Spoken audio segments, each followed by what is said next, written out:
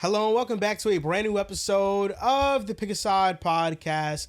My name is Joel Morant and I'm here with River Brown, Andrew Velez, and Mr. Joel Dells. And this is now episode 583. 3 episodes this week for you guys. And we are here after one of the most historic games in NBA history, where the Knicks were down 29 points and came back against the Spurs to win in game 4, 107-106. A lot to unpack. How are you feeling? I'm feeling great. I've been high for about 24 hours already now. High, what type of high? Yeah. Knicks high or a different Both. high? A different high for 24 hours. Knicks high for like the last 16-ish. Okay. Fire, Yeah. fire. Exactly.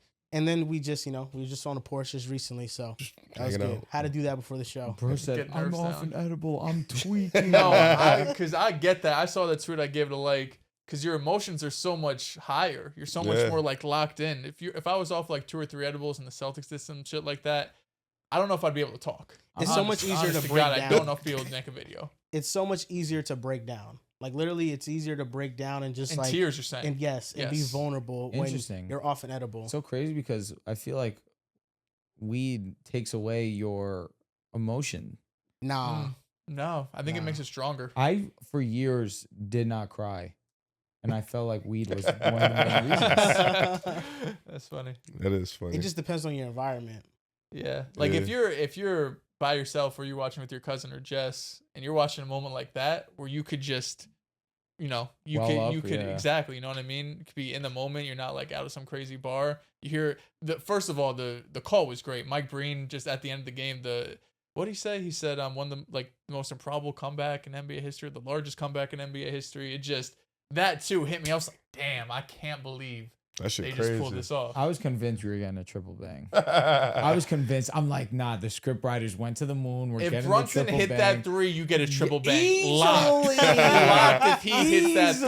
Easily. He's Holy been waiting to shit. do that too. That's Yeah. the thing. That shit was crazy. It's crazy too because he let that shot go, and I feel like every person watching the game said, "Huh?" low key. At the moment, I was just like, whoa.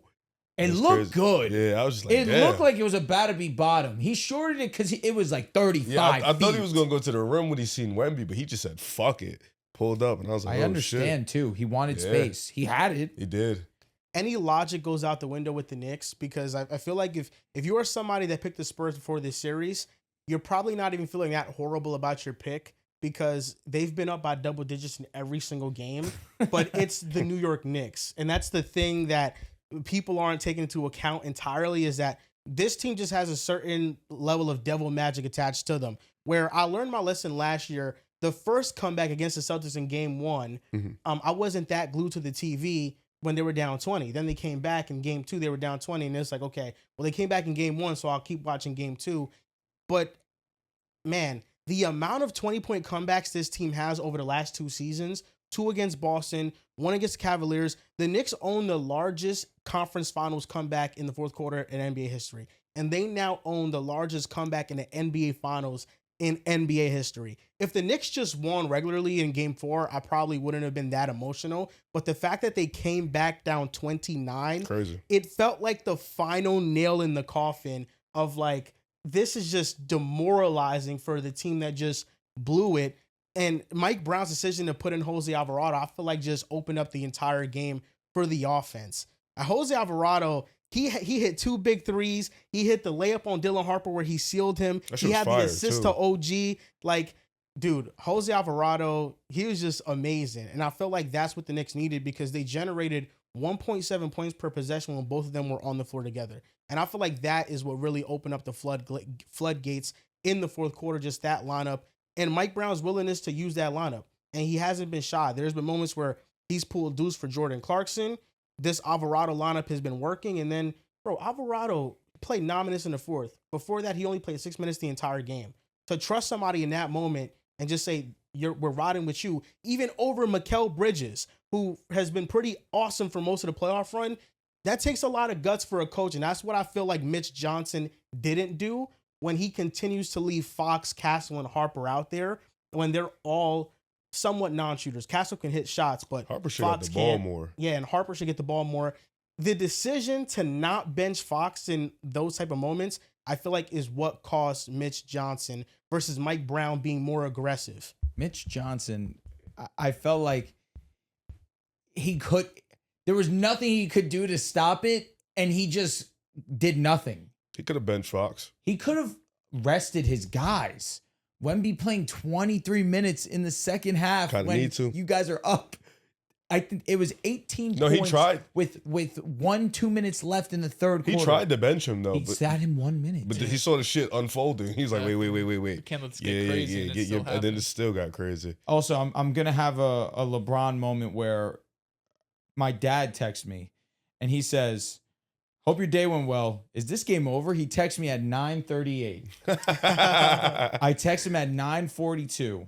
I said, "I can't say it's over because the Knicks are the Knicks." And it's the truth. If you've watched Knicks basketball this entire season, they have just had a way of doing the impossible. And 29 is even still like, I respected the Knicks by saying the game isn't over, but at the same time, the way that the Spurs were shooting the basketball, the way that they just could not miss. I think you said it earlier. They set the record for true shooting in a half. Was that what it was? Like 87%. Something crazy. It was ridiculous. No matter who was shooting the ball, it was going in. And I don't know if I've ever seen a team go as cold as the Spurs did in that second half, where they scored 32, if I'm not mistaken. Everything started to fall apart. The wheels fell off so quickly. And all you can do is just tip your cap to the Knicks. It is just... I sat in the same spot for an hour. If I wasn't on the phone with my dad, I would have sat in silence in just utter disbelief. 3-1, and in all of those wins that the Knicks have had, for a majority of the game, it looks like the Spurs are going to do this. The Spurs are going to win the game, and it's going to be comfortable. In game one, it looked like it was going to take that turn. Third quarter happens, Knicks come, they snatch that W away from them. Game two, it was a lot closer. Knicks were just a clutch team. They snatched that one. Game three in the Garden was close. For the first time of the series, Knicks were unclutched. They lose. And in game four, it looks like the Spurs have this 29 points. Even still, when it looked like the Knicks were going to come back and win initially, Spurs still had an answer, were able to go ahead and have the possession to ice the game. And De'Aaron Fox goes up for a layup. He goes up for a layup. Nobody else? No. I was very vocal, and I will be vocal. 3 for 14, minus 27 in the second half. Disgusting, man. 3 for... I don't know how... Horrible, bro. I wish I counted before. I should have. How many of those missed field goals were Wemby genuinely missing and trying to put back alley-oops? Either way, It man. felt like it was like a good amount of 5 or Like 6. at least, I was gonna say, it was at But he least caught 4. one where he caught the shit on one hand and Yeah. just tapped it back to himself. He must have did it like 3 times too. He's a big But it was guy. just all like there was nothing they could do. They were just bleeding out. He also missed 2 back-to-back The bad free throws. It was It a was Multiple It was the free offensive throws. rebounds. He took 2 threes. Josh Yeah, Hart with the crazy. wide open layup to go ahead and give the Knicks the lead. He clanks it. Wemby gets it, Boy, misses did he. both free throws. It was just an unbelievable game. Like it is one of those games where you're grateful as a fan that this is that this is my job. That I was just like, okay, I'm gonna watch this game because this is my job. I need to watch it through. And I was rewarded with maybe the best game of all time. It was fucking. I still can't believe, as we sit here right now, the Knicks are up 3-1. And as all the things Drew laid out about how the Knicks did this every single game, if you're a Spurs fan, thank God you got a lot of winning in your past, right? Like, because I'm just thinking if this was opposite and this was the Knicks, we're talking about a cursed franchise. Yep. Burn MSG down. Everything has to go. I just can't imagine the trauma that Spurs fans are feeling right now. 2 out of these last 3 games, just in brutal, like unbelievable fashion, the way you lose both of these games. With tossing the ball away in game 2, Stephon Castle wasn't looking. Brunson still only hits 1 or 2 free throws, but Wemby can't hit the mid-range shot. And then in game 4, you're up 29. You're up 29. And the thing is, 29 in the first half, like if they came down from 29, there was like 2 minutes left in the third quarter. 29 in the first half, it's still ridiculous, but in today's NBA, you know you can do it. It's the fact that in the fourth quarter, the game was there. Like the game was there for you to still take even all of the bullshit, just terrible, awful possession after possession after possession, where they cannot get any type of good look. It was still there. It was right there for them to grab. And just a few different plays, whether it's De'Aaron Fox going for the layup, Wemby missing the free throws. Really, one of the biggest plays, probably the biggest play of the game, is Cat getting his hands on the inbound, Dylan Harper, because Stephon Castle was wide open for a layup. He was. If Cat doesn't get his finger on that ball, we're talking about the Spurs potentially winning that game too. A lot of things went the Knicks' way. And that's just something that we're not even thinking about, because it's like, holy shit, Fox, holy shit, OG Anunoby.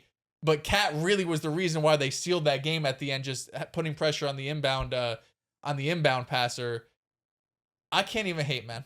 Like, I wish I could come up here and hate on the Knicks and just say like, oh no, this shit's bullshit. This, that. When they're going on these type of runs, these type of comebacks, these type of historical moments that we're getting like every week now from this team, you can't hate. Like, in terms of special runs, because this team, like, talent-wise, it's not like the KD Warriors, it's not the Heatles. Like, I think even pure talent for talent, like 24 Boston, even 25 OKC, always maybe comes back to Boston. I'm just 24 thinking Boston was dominant. a fucking awesome team. Either way, besides the point, I'm just thinking in terms of special runs and like teams just doing improbable shit, having a 13-game win streak, having these crazy comebacks in the NBA Finals against a team that you were underdogs to, going up against the guy that was the 22-year-old proclaimed best in the world. You can't hate, bro. This team is just out here just doing stupid shit every night, and it pisses me off. It really pisses me off. I love the pause after best in the world and the stare at Drew.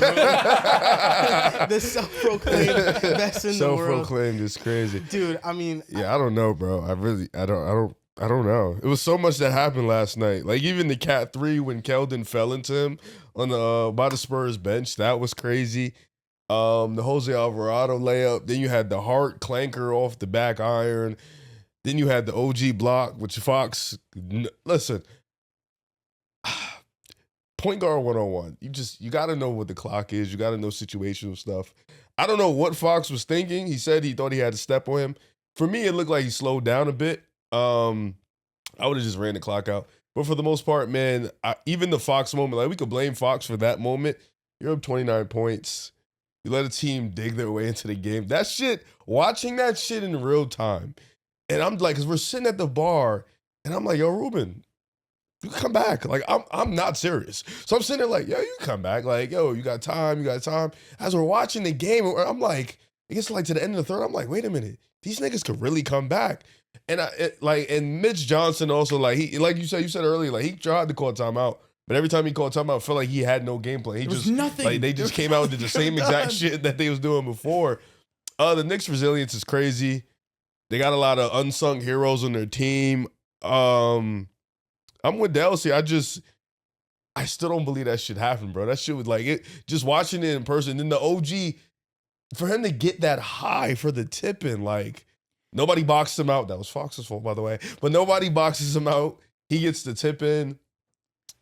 And that shit was just like basketball gods, because he just kind of hit that shit. Yeah, that's what I'm saying. Like, he just hit it. It was just like, just went right in. Can I ask you guys a question about that possession? Here we go. I understand the logic behind having Wemby guard the 3 ball. I get it. You have to shoot over the top of Wemby. Why is he out there knowing that you have no other person to rebound the basketball? I'm watching that and immediately the play starts and my head goes and is alert. Why is Wemby on the perimeter? Mm-hmm. Especially when we just had this conversation outside. The next best rebounder outside of Wemby on the team is what? Stephon Castle? Probably. Why isn't Stephon just drawing the assignment of JLin Brunson? Stephon, I maybe I'm mistaken. Has he not earned that respect? I was thinking Vassell was on him because he was going to call for a switch, maybe. But it was 5 seconds. Yeah, I don't know. I saw Vassell was on him, and I was like, how quick they would have had to work to get into that action. I get, can that happen in 5 seconds off an inbound? It could, but I think you take the chance, trust Castle, who has been one of the best perimeter defenders in basketball this year, and have Wemby be there for the closeout, seal it, rebound. Yeah, it was confusing. That's what lost me, especially on top of the fact that you guys keep joking about it before the show, and it's fine, it's fair, I should say. Wemby has not had that much success on the perimeter. Keep him down low.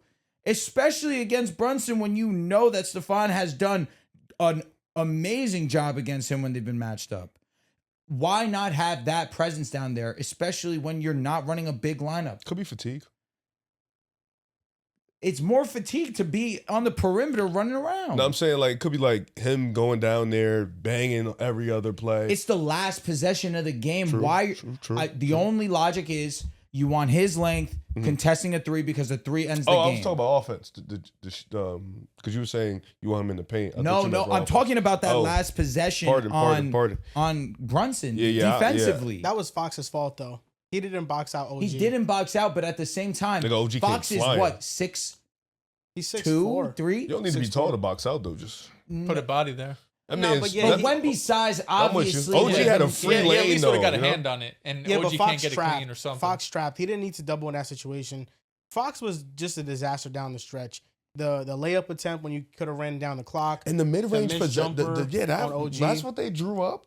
The Aaron Fox missed Well, he jump. did hit it in game 3. Game 3, exactly. That But was still, my that's idea. not something I want to go back OG's to. guard him. I'm not That's just bad doing process. that. No, Like, but it's the same thing every time. Dribble to the left, try and get him, step back, Yeah, so, spin, yeah. fade, He's just not midi. blowing by anybody. Like can't. it's a lot easier to guard. A lot easier to guard him De'Aaron right now. Fox in the second half, he had 44 possessions where he was the primary ball handler.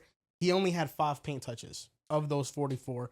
All of the possessions where he had a touch, the Spurs scored on 0.3 points per possession on them. That's heinous. Abysmal. And then on OG, when he was matched up against them, he took 6 shots against OG. He went 2 for 6, and he had 2 turnovers. one of them was fake fire. No, I think no, he dropped him. Yeah, De'Aaron Fox hit a big did 3. Yeah, drop one of He them was did fire. hit a big 3. He did. He did. But, Yeah. most of that though was really bad, and De'Aaron Fox's inability to rise up in these moments, I think, is what's costing the Spurs a championship, because you are supposed to be the secondary all-star to Victor Wembanyama, and we oftentimes talk about other players that we don't believe in their second star. Like I remember before the Bucks won the championship, we often questioned Chris Middleton if he can be that secondary guy to Giannis, and I feel like with Fox, based on his past, I thought he could have done it based on what I saw with the Kings.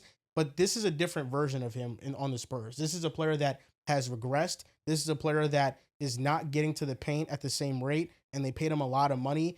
And in these moments, like I know that Wemby had the turnover in game 2. I know that Castle has had his fair share of blunders and Dylan Harper, but for the most part, Wemby, Harper, and Castle have all held up their end of the bargain. It's been their veteran point guard that has been the reason why that this young, inexperienced team is probably, or I think will not win the championship yet. Yeah. Also, let's not get rid of blaming Keldon Johnson and his inability Well, he's to be on a dog shit. basketball court. And those are the 2 vets. It's Fox and it's Keldon. Keldon's been there for a while. Like credit to Keldon's been Vassell, awful. because Vassell also, I think when I think of the long-term players, it has been Keldon and it's been Vassell. They trusted those 2 guys through the process. Vassell's been good. Vassell has been more than serviceable. Yeah. This guy Keldon Johnson's unplayable. No, I said it like in like I want to say like January. I was talking to somebody. I'm like, yo, Keldon's the first guy out. Like he's the first guy that's getting shipped out. He is the Dylan Brooks picture where it's like, yo, the dynasty starts after you. And I know they made the finals, but And, like he's not even contributing to their finals. So it's No, I like, think he's averaging 4 points per game yeah, in the bro, finals he on, just 38% from the and at field. minimum, I can get upset at Fox all I can. you And should. it'd He's be getting paid deserved. $40 million. He's been fucking miserable. At minimum, he holds on to the ball. He takes care of the You ball. really have nothing else to say. But that's it. At least he's giving you some kind of positive. Some kind. Keldon's done nothing. Irrelevant. And this is the 6th man of the year. I don't understand that. This was a team that was supposed to be deep. They have been far from that. The fact that Wemby can't rest for 3 minutes in the second half when you're up 29. Young team. It's mind-numbing. It should have been Jame's award from the get-go.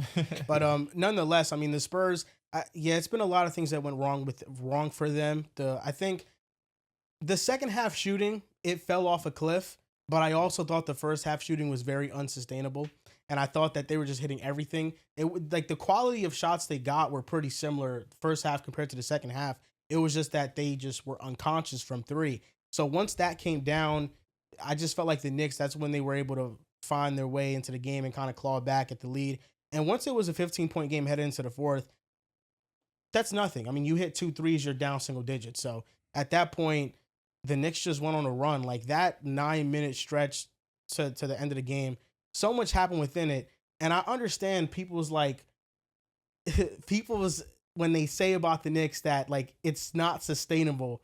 But the thing is that they've made it so far that it doesn't even matter anymore. In the finals, this is sustainable. Like I remember last year, you're a game away. Yeah, like gotta do it one more time. I remember last year when they did the 2 comebacks against the Boston Celtics, game 1 and game 2, and everybody said that it was an unsustainable way to win. Which I mean, it is to a degree, but it also was like Tibbs' team versus this Mike Brown team that actually uses their bench. I think the Knicks should have been in the finals for 3 years in a row, if I'm being honest. Like last year, I think in 24. Yes. If Mike Brown's the coach, What? If Mike Brown's the coach, How are we just I'm not going to subbing say coaches? 24. 24. I'm not going to say 24. 25. Yeah, I so we went wasn't to beating game them in 7. You were 24. beating us in 24. we were injured. OG Anunoby got hurt. Isaiah Hartenstein got hurt. Julius Randle got What hurt. made Thibodeau you was your think you would coach. beat us though? Your bench wasn't as deep, and Thibodeau was your coach. Our bench wasn't that bad though, because we had Hartenstein, Mitch, we had Dante. You wasn't being Joel, 24. if you want to say Come on. 25 and 20, even though Yeah, like, we 25, gotta stop. OG was hurt. Game We gotta 7, they stop. routed y'all. But if you want to say 25, Well, we don't have to do all that. 26, You're about to win a chip. We don't have to the do all that. 2024 You don't- Knicks, I think, is one of the bigger what ifs. Okay. It's just why. That's They like were a 5-6 hurt. game series. They bro. were hurt. They Weren't they hurt. hurt?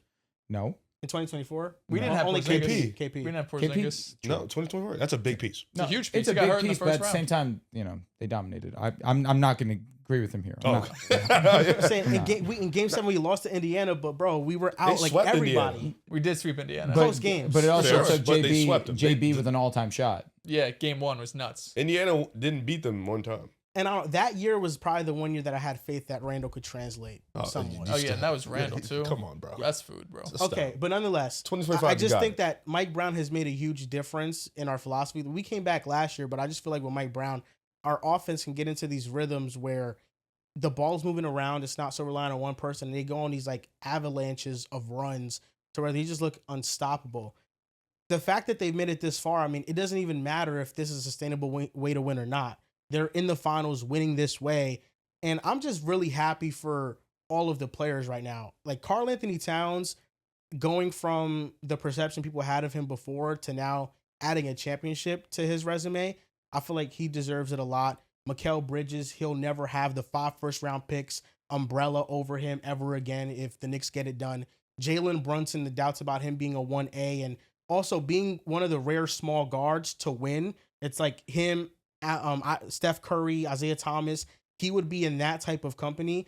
And Mike Brown, who's been a head coach for a very long time and would finally win a championship as the head That's coach a of legacy team. cement. That's an underrated storyline in all of this. Mike Brown chasing that for as long as he did with the players that he has coached. Now he has 2 rings. 3, 2. But as the head coach now, Yeah, he has one assistant. to one do as the it head. with 5. this group, to do it in New York City, First year, too. it is really. And the conversations before the playoffs started, a finals appearance is not good enough that he could still be on the hot seat. I still remember that storyline and it destroyed my brain. It's always risky to make a move where once you make the conference finals, you fire a head coach and you hire a new one and you say, this is the standard.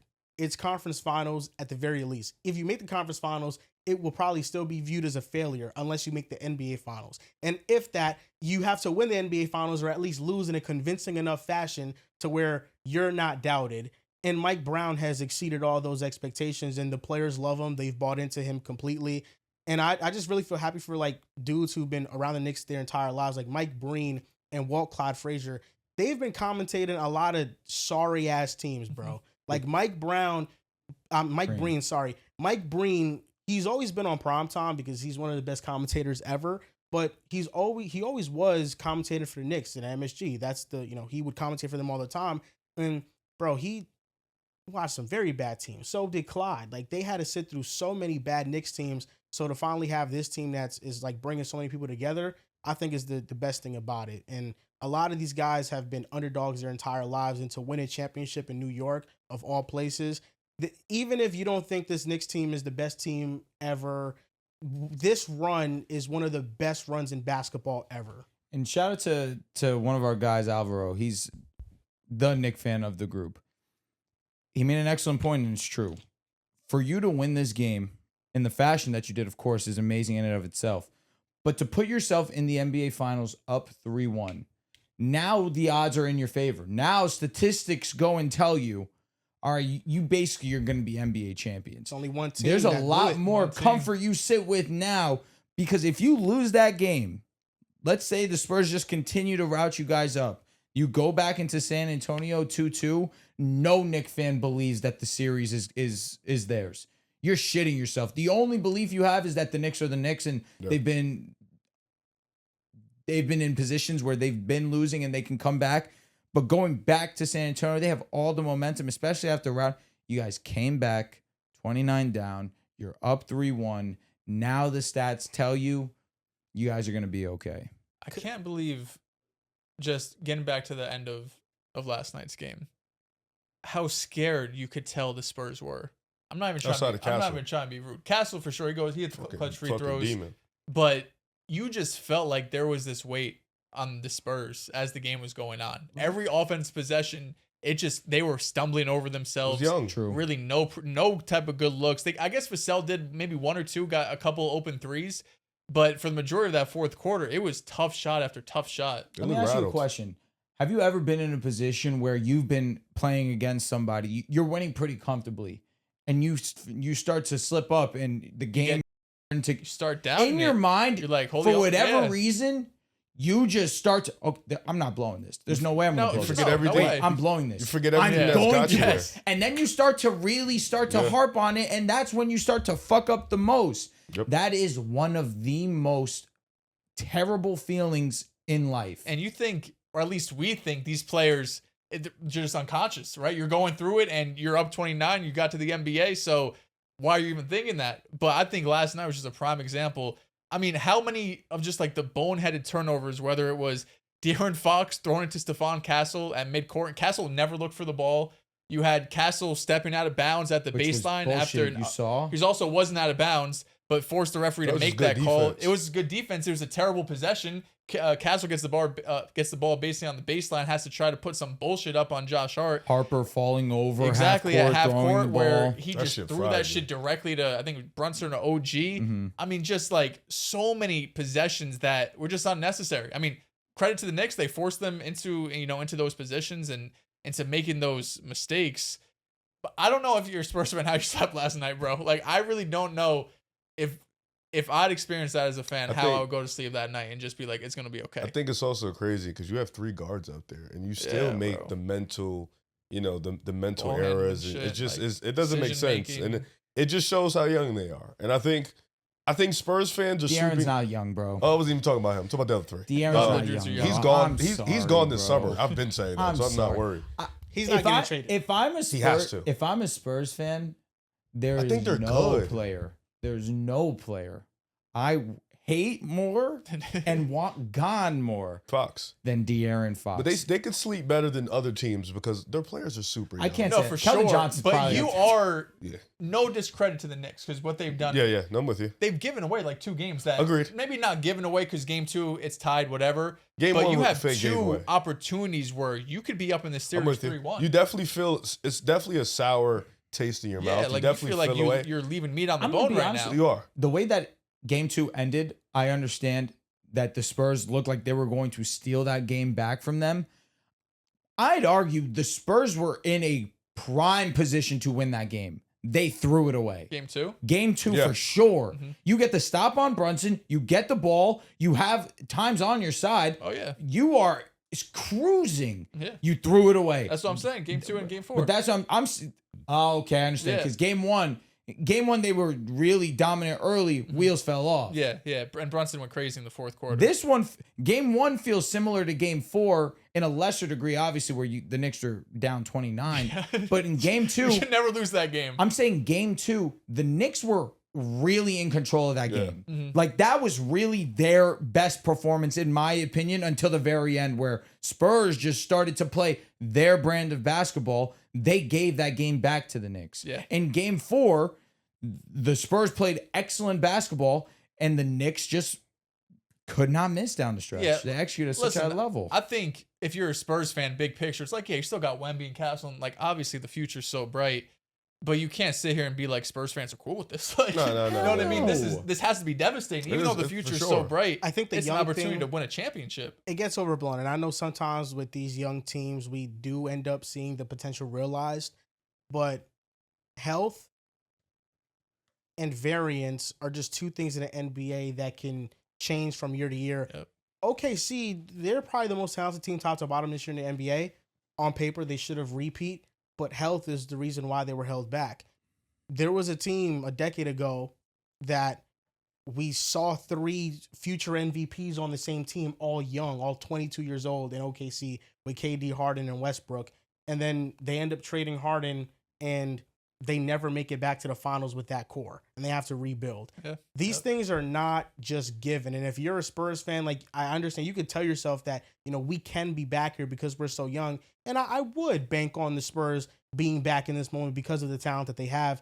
But sometimes the shots you have is really the only shot you have. Yeah. And we can't predict the future. And that's why I'm happy the Knicks are getting it done because, yeah. I mean, the other side of it is I'm thinking this is, to your point, the weakest that we're going to see from Wemby probably. Yeah. This is the worst he's going to be. And this is their time to get it done and win it all right now. As a fan of his, I wish he made the free throws. I wish he made the free throws. I'm okay that they lost. Yeah. I wish he made the free throws. I do but say- I'm watching him at the line. And in my head, there was no part of me that was confident he was making that second free throw. The first one you can miss. The second one, you see him huffing and puffing, him trying to gain his composure. He does his thing where he closes his eyes, he breathes. Even through that breath, you see the tension that he is sitting with. Every player on the Spurs was playing with a stick up their ass. They were so... I hate when a team plays a game to not lose. You never play the game to not lose. You play the game to win, and the Spurs played the game to not lose. The Knicks just kicked their ass, though, schematically. True. Schematically, in the fourth quarter specifically, they were hunting your boy. I'm not even going to say that. I'm Best not in even the going to world, say man. that. I'm not. What they were doing was taking him away from the pain. That's not hunting and him. have We're getting him in action. That's how you get him away from they the were paint. taking him away the paint by him guarding the ball handler. They were involving in the screens, and that would open up the paint in Sounds general. like what they do to liabilities. We Riv, spoke about this outside, and y'all had no answer for that's it. what they do to liabilities, So the right? stat- they put them in actions. yes, they do Yeah, that. they I'm do. gonna let you guys talk. It's not like they Go do ahead. this. Just stats. let you guys It's talk. hard. Stats to Tatum it. doing that. Is that there were 27 times in a game where JLin Brunson involved Wemby in 2 in action, and the Knicks had a 141 That's a lot of offensive points. rating. That's a lot. That of is points. via 141 Thinking is Basketball. ridiculous. Ben Taylor, who No way does around fantastic it. stuff. That's nuts. Yeah. Shout out Ben Taylor. No, good for you guys. I'm glad this is the route you're gonna take because let's have the What conversation what are we exactly. taking? We'll have the conversation This is exactly like- how we had it I outside. think what changed in the game is that they saw that Wemby was tired as hell, and they went after him every possession, and they had elite You're offense. saying Wemby's because out of it. shape? I'm not saying Wemby's out of shape. No. I can't be the one to say that. But no, that's a good callback. That's a good callback. But hey, dude, I mean, I believe that it wasn't just Wemby. It's just also they got the Spurs out of rotation. Yes. Because what happens is that, Wemby guards the paint, and when he gets taken out the paint, everybody else now feels so much more confident in beating their initial man off the dribble and understanding that he's not going to be there in that area. So you saw more attacks from Brunson. You saw him getting downhill much more. Especially got guard Cat too, like he could shoot. You saw Really mopey. Alavarado dribbling. You saw OG Anunoby taking. I mean, he took Wemby off the dribble a couple times, and then he had a couple threes as well. So all those things, Motherfucker can't miss. Yeah. 7 was it? all He those hit things, I 7 feel like motherfuckers, man. they went in the favor of the Knicks. I feel as if like the Knicks, the game they lost in this series, which was game 3, number 1 was heavily influenced by officiating. Number two, I don't think we played our brand of basketball. I feel like what we saw in the fourth quarter, what we saw in the second half of game 4 was the Knicks' unselfish basketball that got us to the NBA Finals. And in game 3, in the second half of game 3, they just didn't play that way. They played entirely through Brunson, which is fine. But we saw the schematic change was have another ball handler beside him so he doesn't have to dribble the rock 1,500 times per possession. So now you had Alavarado out there, and everything just became so much easier, and Brunson found his rhythm. And Brunson's averaging 34 points on 58% true shooting over the last 2, which means He's trying to finding win his MVP. rhythm. He's trying to win finding his MVP. rhythm, which means I think we got a 40 ball coming in game 5. Oh, How many 30s ball, does he crazy. have in this series? 3? Might be Game 3. 1, game 3, game 4. Yeah. He's averaging 29 and a half points. And here's where JLin Brunson's mediocre efficiency in this series does not bother me, because come down the stretch of these games, He's the clutch. ball's in his hands and he's just been Captain Clutch every single game that they've won. Game 2, I say, even still, he hit the free throw. He hit one of the two. He hit the That's free all- throw. Shit, if Wemby hit one of the two, we had overtime. Because I yesterday. look at Some game niggas 2, don't got and it. that's the game Crazy. that Brunson Castle struggled don't miss. for me the Some most. niggas think they D-Wade and shit. It really just, it don't go out the way you think it is, you know? Damn. So you're telling me a two-way player couldn't get it done? he actually wasn't that good offensively. He was actually bad offensively. Wow, Yeah. bad. And He then started the game defensively, amazing. He started the game He great. started the game He I amazing. wouldn't ended the game classify like it as dog a shit. good defensive game from him. I'd say it was pretty bad as well. All right, Yeah. so you guys can be on this high All horse. right. Ha, ha, ha, Best in the ha, world ha. didn't do it? Yeah. This is Does this now mean the is- best in the world is up for debate? It's not. It should be back up for debate, Up for right? grabs. Up for grabs again? Wemby best in the world. He just May blew a 26th to 29 June point 26th. He's averaging like 27 in the finals. Yeah, he probably is. How many great games has he had in the finals? You're so thinking Game about it. 3, for he a was while. great. I'd say game 2, game 3. I would say game 2, second half. Agreed. Yeah, Easily. yeah. Second half, that's the best. And then, half. and then he choked it. I think I'm not. Game 3 was Let me his ask you only a complete genuine game. question. Stephon Castle was not looking. And let me ask you, as a basketball player, as the lead I would guard, want him to turn. I would want him to call timeout. Victor. what the fuck? I want him to call timeout. That's not his job. Castle should have Anybody looked. can call Wemby timeout. should never- Exactly. Wemby should never Both passed. agreed. And I wait. love that you just made that What do you mean it's not objectively his fair. job? No, to Anybody can call ti- timeout. I understand that, but it's in the flow of the game. You get the ball after you got Well, then the if that's board, the case, just go. but no, don't In do that. positionless basketball, anybody brings it up. But here's the thing, and you Mr. need to be objectively I am fair. being objective. Who is the lead guard? Oh, fair. Who is the guy that you want at the line? fair? Well, yeah. Yes, it is But Stephon Castle. But if you're going in motion like that, they got to rebound. If you're Just going go. in motion like that, give the ball to the lead guard who's a better ball handler than me. I mean, you got what was it, 9 seconds left? And in here's clock? the fairness, and I will be fair because I want to be fair. Did Wemby turn the ball over? Absolutely. Especially in that moment, it sucks that it happened. He turned the ball over. To be fair to Wemby as well, I am passing the ball to my lead guard to take the ball up and initiate the offense. Is that a bad thing? No, but also there if wasn't I'm, time to initiate the offense. that's what I was He's- gonna say. You probably want Wemby taking the last Wemby shot. go. Wemby So got Wemby the go. stop and the board. Yeah. He got the stop and the board. I'm giving the ball to my point guard so he can initiate either something for me There isn't or for enough time himself. to initiate. Yes, there was. Not There was really. a whole. There was They would've got enough over time the for him half court to. for like 9 seconds. There was maybe. enough time for Brunson to get the ball back, to get fouled, for them to call timeout, for Wemby to get the ball, to then do something to try and get a shot to win the game. I think they would have had like 8 seconds, 8 or 9 seconds. Are we And they drew up some misremembering the bullshit, too. game? They drew up some bullshit. They drew up some. It was bull. They got I open didn't shot. hate the I shot. mean, I didn't yeah. hate the shot. It Some looked like bullshit. it was going in. I mean, sure, but it didn't. No, I'm saying I don't hate the shot because it looked good. So like, Oh, if I got a sneak okay. peek of what Riv's list looks going into next season, best player, is it Shea number 1 still? I don't know. Where's Jokic? Nah, because I remember that conversation. Where's he? Need him the there. Joker? Yeah, he's- They're all in the same thing. 1A, 1B, 1C. Fucking guy's averaging 27. 27. Sure. He And his offense He sucks just had a allegedly. Matt Ryan moment. Cooked. Like, unfortunately. you saw what we did to Matt Ryan? Like, And I will sit here and tell Yeah, you, like, he I ain't just- here to defend no 29-point deficit. Yeah, he I just ain't had here a to Matt defend that. Ryan No, moment. being at the head of it, he was more responsible for that blown lead Then Matt Ryan. was this year. I knew he really was. He was getting Kind of cooking. he was getting fried on Here's defense, the bro. equivalent. The 2 missed free throws is Matt Ryan's fumble. Thoughts? might have cooked. Mm. Hey man, yeah, but that's probably Matt Thing is, Ryan's Matt only Ryan don't play moment. That defense. was bad. That's why And here's Wemby's but more here we go. responsible. Here's Wemby's throw to Julio Jones on the sideline. Okay. He got the stop on Brunson. The Last possession. He when got the stop on Pulled Brunson up from 40.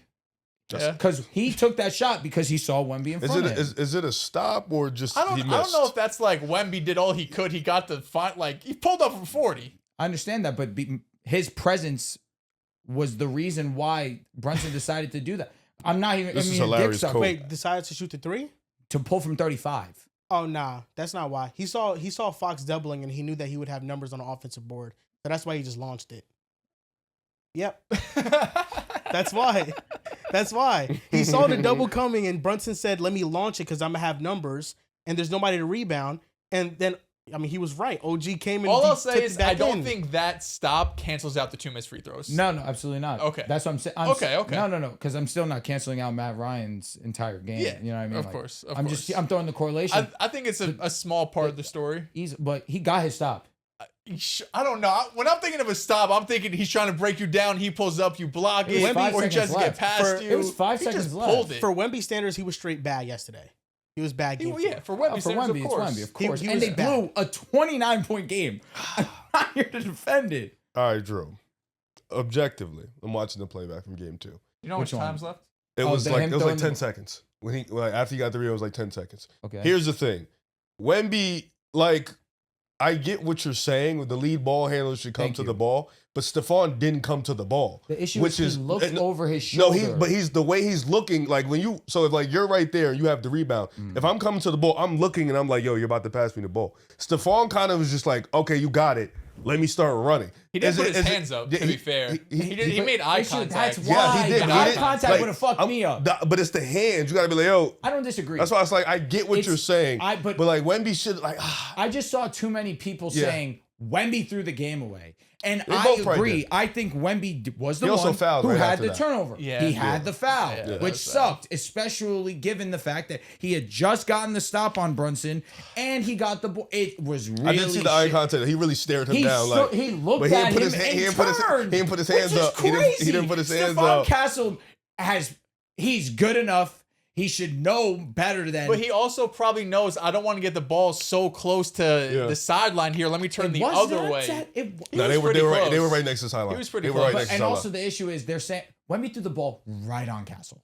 He threw it right on him. Yeah, he would have to do like a 180 to catch it. It was no, for sure. But I'm saying like it wasn't that it was a bad. No, it wasn't. It was going right to It him. was literally Yeah, right It was to going him. right to him. It just he was not looking. No, Wemby should just went. He should just went, man. That's so tough. It's just like crazy I that see both sides. He did a with the 40-foot deep bomb against OKC. That was just him walking it up. No, he passed the ball and got it back. Yeah. That's what I'm saying. Yeah, he ain't having enough time though. I saw the clock. That's why just He ain't having take enough it up, time. Wemby. Yeah, We he want ain't you having getting the enough last time. shot anyway. He was gonna get it somehow, but initiate for it. Name any great big of all time. But there's 8 seconds. What we're gonna initiate? We're giving ball Wemby the to ball, lead and yo, let's get guard. it. Bro, it's the lead guard. You're getting the ball to the lead guard. I'm not tweaking for that. But I just think there's so He little really time threw on the that clock. He threw it. Right now, Wemby, come on, my nigga. Wemby, come on, is insane. Come I'd on. rather you talk to me about yesterday, like, yo, Wemby, knock down He's those like, free he throws. didn't put his hands up one time, bro. He doesn't want looked the at ball. him, which is crazier on Castle. And there's Factor nobody in cap. front. Like Wemby should have just went. There's nobody in front. God, It's y'all Brunson. are nitpicking crazy. He fucked up. It happens. Don't You do know chat. this is going to be used against him in a GOAT conversation 15 That's years all Nah, he from fucked now. up. Shout out. LeBron got it still. Yeah, he fucked up. It's okay though. He really does have it still. He had his LeBron 07 This moment. is also what I wanted to talk about. And this is what there was a part of me that was excited to see how things could have transpired because I don't know if we'll ever watch a Magic Johnson in our lifetime. We got it with Victor Wembanyama. Where Well, Ben Simmons was supposed to be, you know? I'm not meaning style of play. Oh, okay, I'm okay. meaning how quickly we can achieve greatness at that high of a level. Stop ignoring D-Wade. Magic, I'm getting there. All right, thank you. Magic comes in year one, gets robbed of Rookie of the Year, wins the title after playing the center position because Kareem Abdul-Jabbar can't give it a go. In his rookie year, he's Finals MVP at 22 years old, if I'm not mistaken, or 21, Something like regardless. Some crazy stuff. Then here comes Tim Duncan in year two, is Finals MVP, is breaking onto the scene, already solidifying himself as one of the game's best. I wasn't conscious of mind to appreciate Tim Duncan because that's 99. D-Wade in 06, that's like me finally starting to understand what's going on in the basketball landscape. And as young as I was, I still remember watching SportsCenter and them talking about it because Shaq was Shaq. He had won a ring after leaving LA, but D-Wade was averaging 36 in the finals. D-Wade is definitely the last of that, but D-Wade was similar to the Duncan round where D-Wade had multiple years in college, if I'm not mistaken, Yes, two. correct? That was his third year in the league, Correct. though, And that's third year in the league. when he won the chip, yeah. Victor is doing this, no college, 22 years old. Yeah. I thought that that's what we were going to see. I was going to see my modern day Magic Johnson. Mm-hmm. Credit to the Knicks, man. The Knicks just continue to do things and be the underdogs and overcome. Shit, too bad, man. And it's also an interesting thing where I'm happy. The Knicks win a championship. Shout the fuck out. Brunson wins a championship. You're to the moon. It is up there with, of the last, let's say, 15 championships, it's a top 3 championship for a player. Top 4. You know what? 15 is a perfect number. Do we get Dirk in that one? In the last 15 to you said 2011. 15? Last 15. That's actually I think So- the first so- year. So Dirk is number 1. Yeah. I'd say 2016 LeBron. The conversation is fair between 22 Steph and this Jalen Brunson. I think the conversation's fair because Steph is just at that point in his career at such a higher peak. But he also showed I can win a championship as the number 1 legitimately. Even though he did it in 2015, people held it against Got him robbed. because exactly he got robbed of the MVP. But mainly, in my opinion, no Kyrie, no Kevin Love. I think the Cavaliers win that finals if they're healthy. But he does it in 22. This is right there. The only reason why I could hear the conversation with 22 Steph is because 22 Steph dominated start to finish. Jalen Brunson's been clutch down the stretch, but efficiently, he hasn't been what Steph Curry was in 22. It's also being 6'1", just not being able to do much on defense at all. And hurting his knee in game 1, and he coming back from that and still playing well. I mean, he's playing through a lot of injuries, and he got roughed up in this series a lot. Yeah, also he's playing injured. Fox is too. Because I remember Fox is- somebody else playing Fox injured in isn't playing 2016. Who? Didn't play well. Who? The guy I you don't told me remember was injured. 2016, bro. That shit means nothing. You're not even a fan anymore, so like you can talk True, about it's it your now. old team. That's why I don't Talk remember. about it now. Talk about what? You're not It's still a fan Steph. anymore. I have to respect my GOAT. Well, Jalen Brunson would be number 1 in the greatest underdog story in NBA history. I think even over second round pick Nikola Jokic.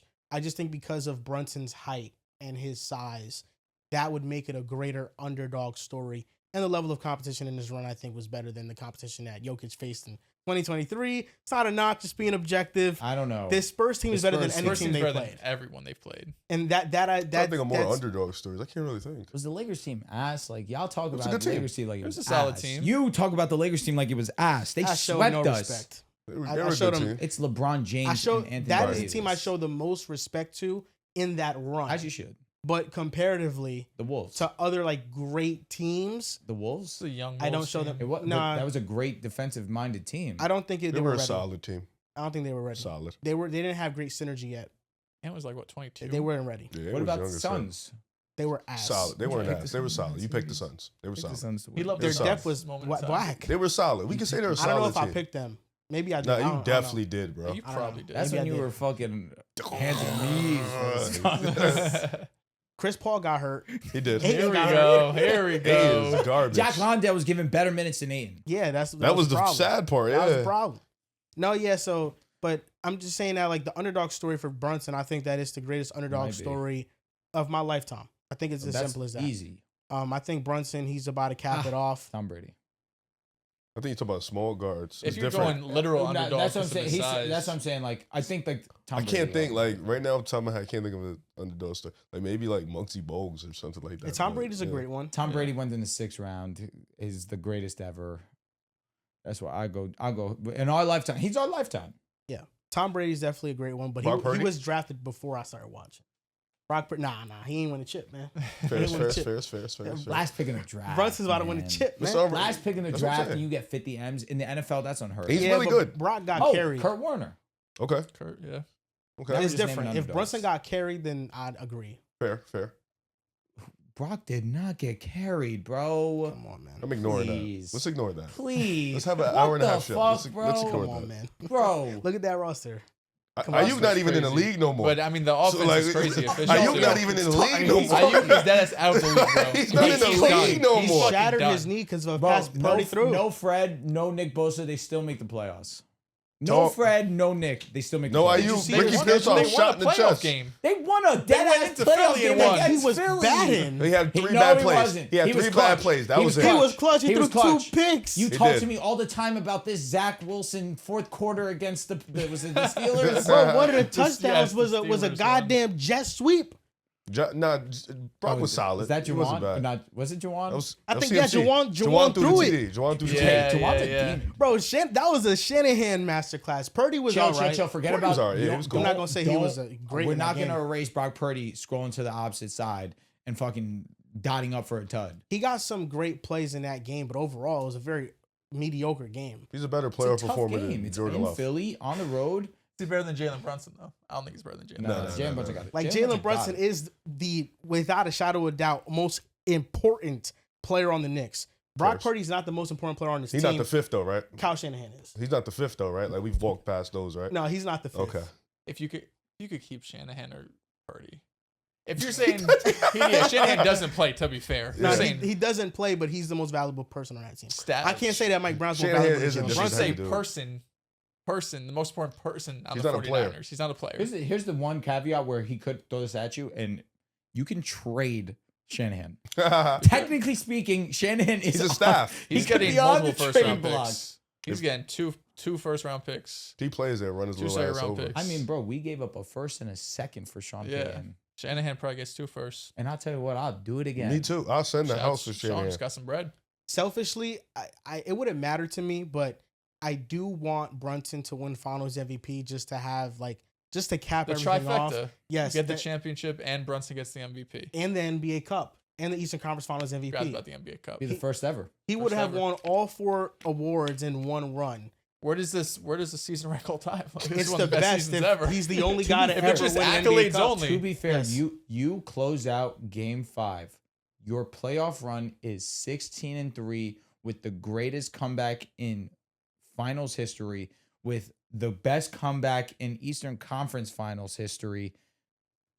This is one of the great runs ever. Yeah, the Knicks are about to do something that no team has ever done in history. This is really one of the great runs of all time. for sure. To win the NBA Cup, win a championship, and all those comebacks that you listed. And for Brunson, imagine he gets all 4 NBA Cup, Conference Finals MVP, championship, and Finals MVP. Is it number 1 though, or is it number 2? There would be no run, in my opinion. I have to see something truly life-changing for it to surpass 2011. You also, I believe it's the 95 Rockets.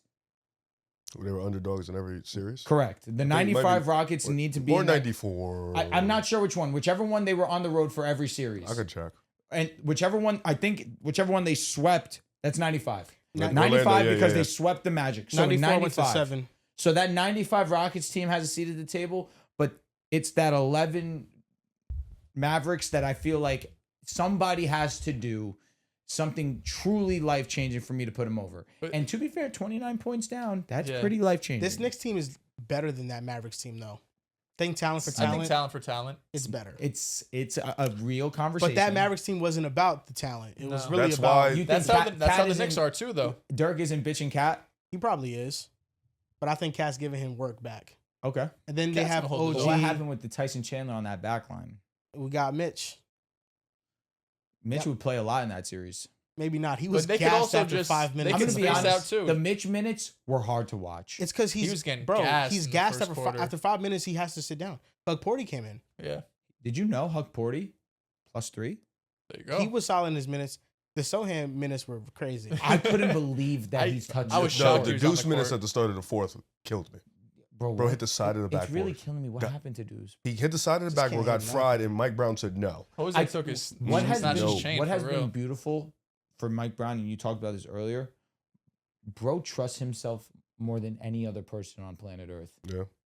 and he trusts his guys. He tries everybody. He He's like, does. "Fuck it, y'all."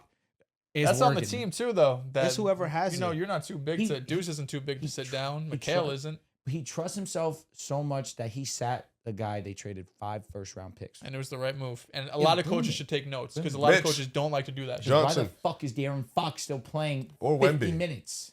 That's the big difference between last year's Knicks and Wemby? this year's Knicks. Not- You said Wemby. Quite literally, they could not sit Wemby for more than 1 minute. They Yeah. probably should have. They though, should, to- even if to they get catch they a give break. up the lead nonetheless. You gave them- At anyways, some point, you bro, know, just yeah. kick 'em out the Sit At fucking that that Yeah, point, just yeah. sit him. Like, Because who at least knows, you have bro? more than enough time. Like, let's say you blow the lead with like 7 minutes left in the fourth.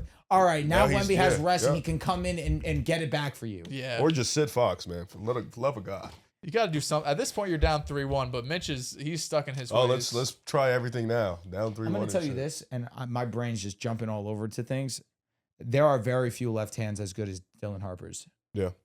Because he's doing whatever it takes to get to that left hand, and the defense knows it, and they cannot stop it. He's strong, bro. He pushed OG off. Like he had really to push did. off OG. I mean, he's clearly going to be baseline. elite. That's why, bro, when we did a Would You Rather, it's like, I mean, outside of Jamal Murray, I'm taking Dylan Harper over everybody that we named in that Would You Rather.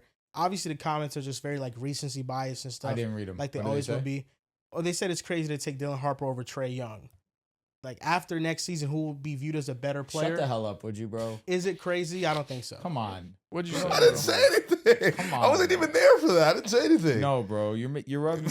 Come on, bro. I was waiting for you to respond. You're the Trae Young guy here. I just think that he's done some things that are worthy of respect. That's Okay. all. That's all. I respect that. He has done something. I feel like the been way so that long. people talk about agreed. been But so the way long. that they talk about Trae Young is like he's like the gum on somebody's shoe. Yeah, I feel you. I mean, he's gonna make his name in Washington. I'm excited.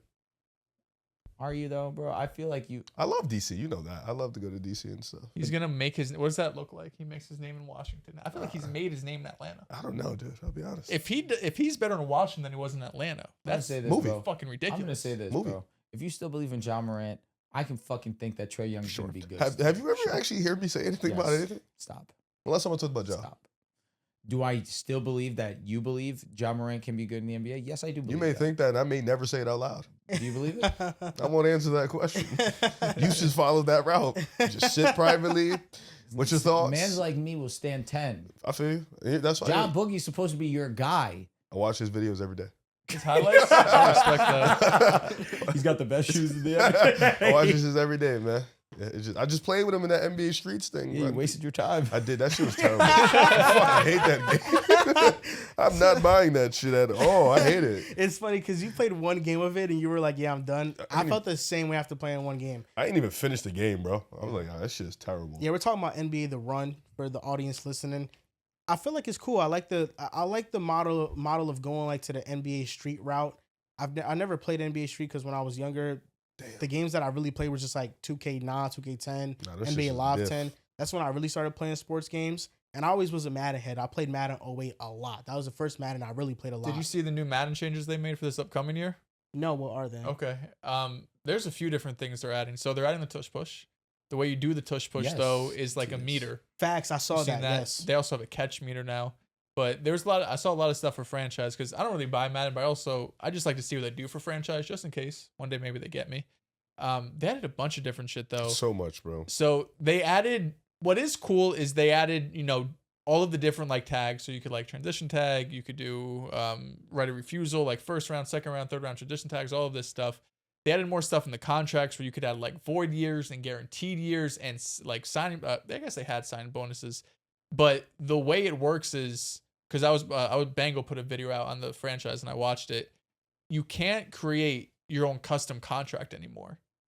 You basically have like preset options like increase salary 5%, increase salary 10%, add guaranteed year, add void year. But you can't go in like say 3 years, 35 million. So it's all still like within this like Madden world where they kind of are making the decisions for you. But they also said they're adding draft day trades now, which is pretty cool that CPUs can trade with each other. A few different things. That was a little interesting, but I don't know if it's enough to get me to spend $70, especially when GTA comes out 2 months later. One of y'all ripped ass, and that shit smells crazy. I told y'all before the show started. He I did say said, that. y'all cannot stop me. I have frozen grapes. I'm fucked. Yeah, he did say. I forgot to tell All you right, that shit. real quick. All right, I'm looking at MVP odds because after last night, at minimum, OG Anunoby should be in a strong conversation to be Finals MVP. He's only at 28.7. Riv, you made a video about OG. Talk to me. Is he gonna be Finals MVP or I'm bugging? No, I think he has a strong chance. I just think, first of all, he's taken, I think, like over 26 or 27 less field goal attempts than JLin Brunson, and he's just been super efficient. I mean, he's averaging 30 points a game when they're at home.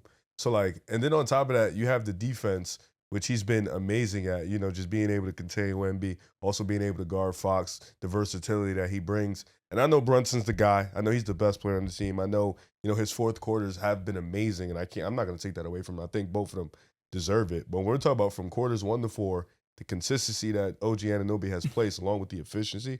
I mean, he hit 7 threes last night, and he has the moment of the finals, like the entire moment. I think that helps his case too, because without him, they don't win last night's game. And I know Brunson was awesome in the fourth. I think both of them were keys, but OG getting the miraculous tip at the end of the game, if he continues his efficient ways, being consistent on both sides of the ball, he can I mean, listen, they gave Andre Iguodala a Finals MVP for guarding LeBron and playing well. OG Anunoby, I feel like, has been better in this Finals on both sides of the ball. I feel like he has a chance to get it.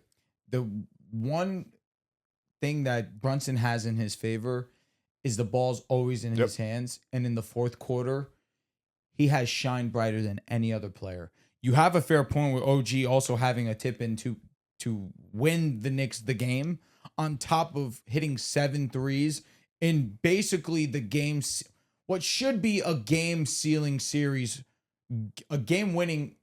You understand what I'm trying to say? Yeah. You go up 3-1, essentially the series is over. It's over. Outside of the chosen one. Sorry, Riv. In Orlando, they went up 3-1. Oh, talking NBA Finals, things that actually matters. I'm sorry. Not first rounds. First rounds. Silly rabbit. Never first rounds. I do. That's what I'm saying. Come on. Nevertheless, Brunson's at 49%. OG's at 29%. Unfortunately, Joel, I think you're cooked on your Karl Anthony Towns placement, 4%. Game 1 and Game 2 gave me an unbelievable high. I probably should have cashed out in those moments, but I had faith that Cat would keep it pushing, but it hasn't really been his fault. He's gotten into some foul trouble, and the officiating hasn't been the kindest to him.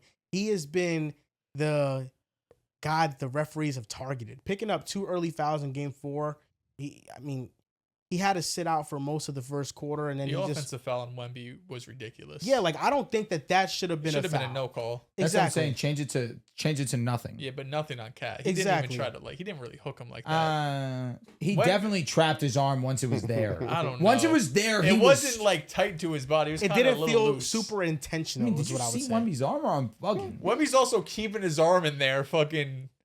He's not trying to get it out. Wemby's a dirty player.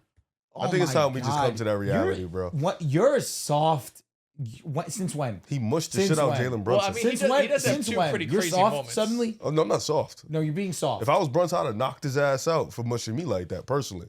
He has 2 ridiculous moments these playoffs. And then did you see the play where he tried to knock out OG's ACL, bro? I did see the and OG you saw thing. the play when Jose Alvarado deadass lifts Wemby off the ground? That's embarrassing on Wemby's part. Yeah, see, but that's you know what that is? That's redemption. Yeah. That's redemption. Wemby's a dirty player. Alvarado did that because Wemby started it. See, you're chatting some bullshit right now. Heads were on 90s basketball and that's some why 90s basketballs in their face, and then it's like, that's why niggas threw eggs at him. That's exactly why niggas threw eggs at him, bro. He's a dirty ass player. I can't believe they did that shit, yeah, bro. Egghead.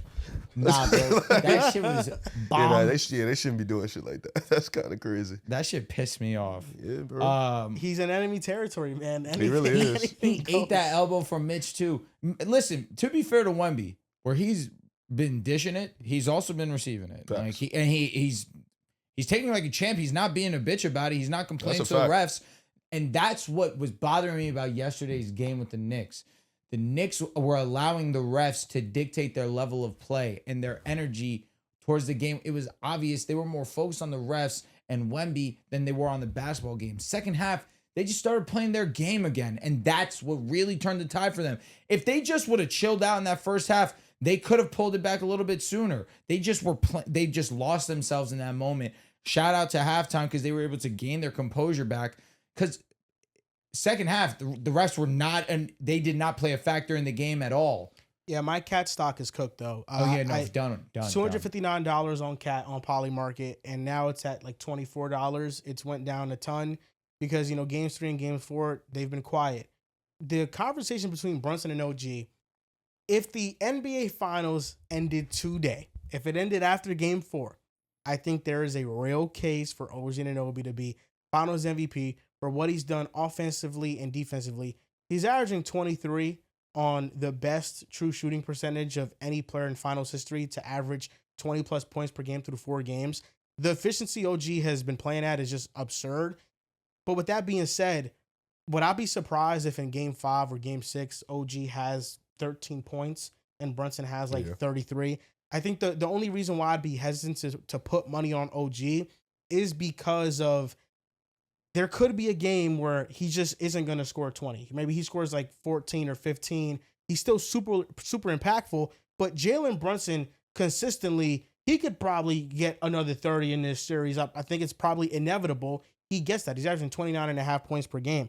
So that's where I feel like I would still lean with Brunson.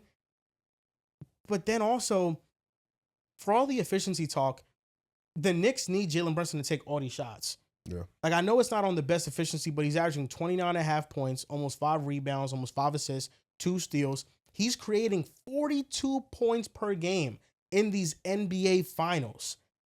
And every single shot that he has taken, maybe in some moments there should be a better shot, but for the most part, he's needed to take all these shots. Some of them have been just misses that of makes that like he usually should make those shots. But the fact that he's averaging 29.5 points over the last 2 games, he's averaging 34 on 58% true shooting. And in every game outside of game 4, but even in game 4, he hit a big shot. In every game in the finals, he's been amazing in the fourth quarter. He's averaging 10.3 points per game in the fourth quarter in the finals. That's the most since 1997. So for me, I just look at that and I just feel like that trumps the efficiency argument for me when a player is just creating at this level. Even if it's not on the prettiest efficiency, he's getting the job done and he's emptying a clip. I mean, I know all too well from being a James Harden fan, there are games where he'll not take even 20 shots. He'll take way less and he'll choke. Well, Brunson's hitting the clutch shots. That's what matters. Brunson in game 1 down Brunson's the going to stretch. take 30. And in game 2, he only hit 1 or 2, but he hit the game-winning free throw. In game 4, even in game 3, he had 12 points in the fourth quarter. And then this past game, he had 17 points in the second half. I think 8 or 9 coming in the fourth quarter. So I think you mix him being the number 1 option. A lot of OG stuff, you can't. I'm not going to give credit to Brunson for 100% of it, but a lot of OG's open looks come off of people helping off of Brunson, where he's getting open threes, especially when Wemby's guarding him, or just creating an advantage off of someone trying to close out to him. So I think combination of being the main guy, getting OG and really everyone else involved, while also having those clutch moments, I think he deserves number 1. And even if OG has another like 20, 25 point game, I still think this is Brunson's award to lose right now. If he keeps doing what he's doing, it's not going to be efficient, not expecting it to be, but if he has just one more moment in the fourth quarter, that's all he needs, that's all the Knicks needs. This finals MVP talk doesn't hit the same because no Knicks fan really cares who wins finals MVP. Of course. Even if it's OG. But you prefer Brunson.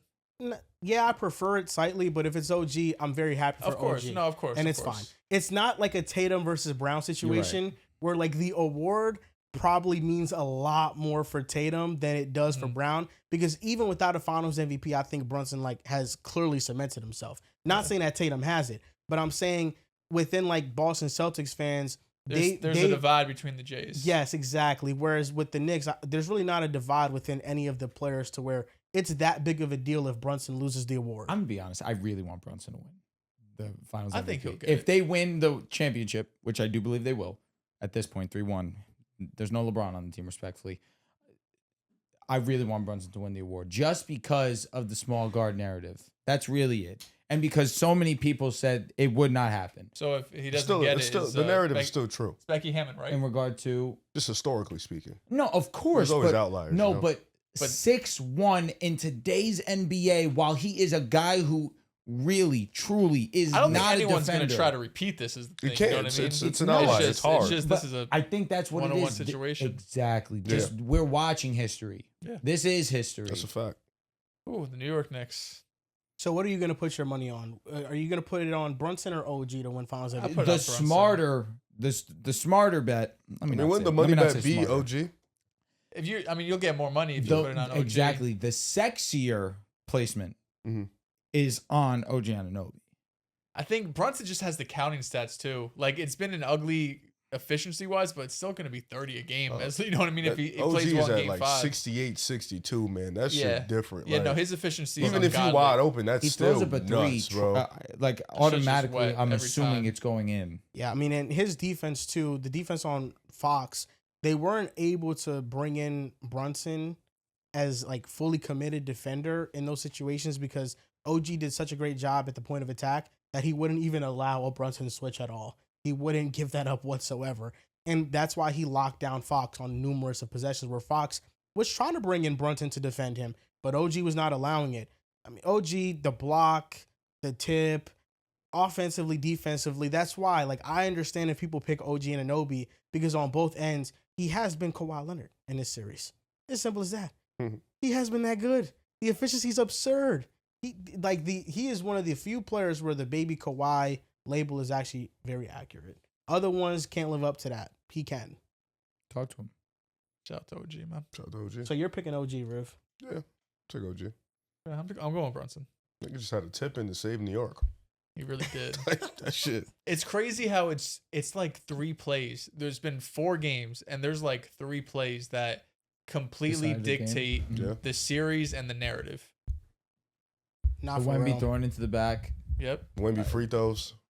I was thinking, throwing to the So back. many things Maybe happened after I think that. probably They were literally winning. Wemby getting a Fox- shot hit on him too. I think it's Wemby hitting They the were back, still winning after the that. Fox free throws, Don't and forget the OG Wemby mid tipping. range at the end of the game to try to win it. That too, bro. That's mental.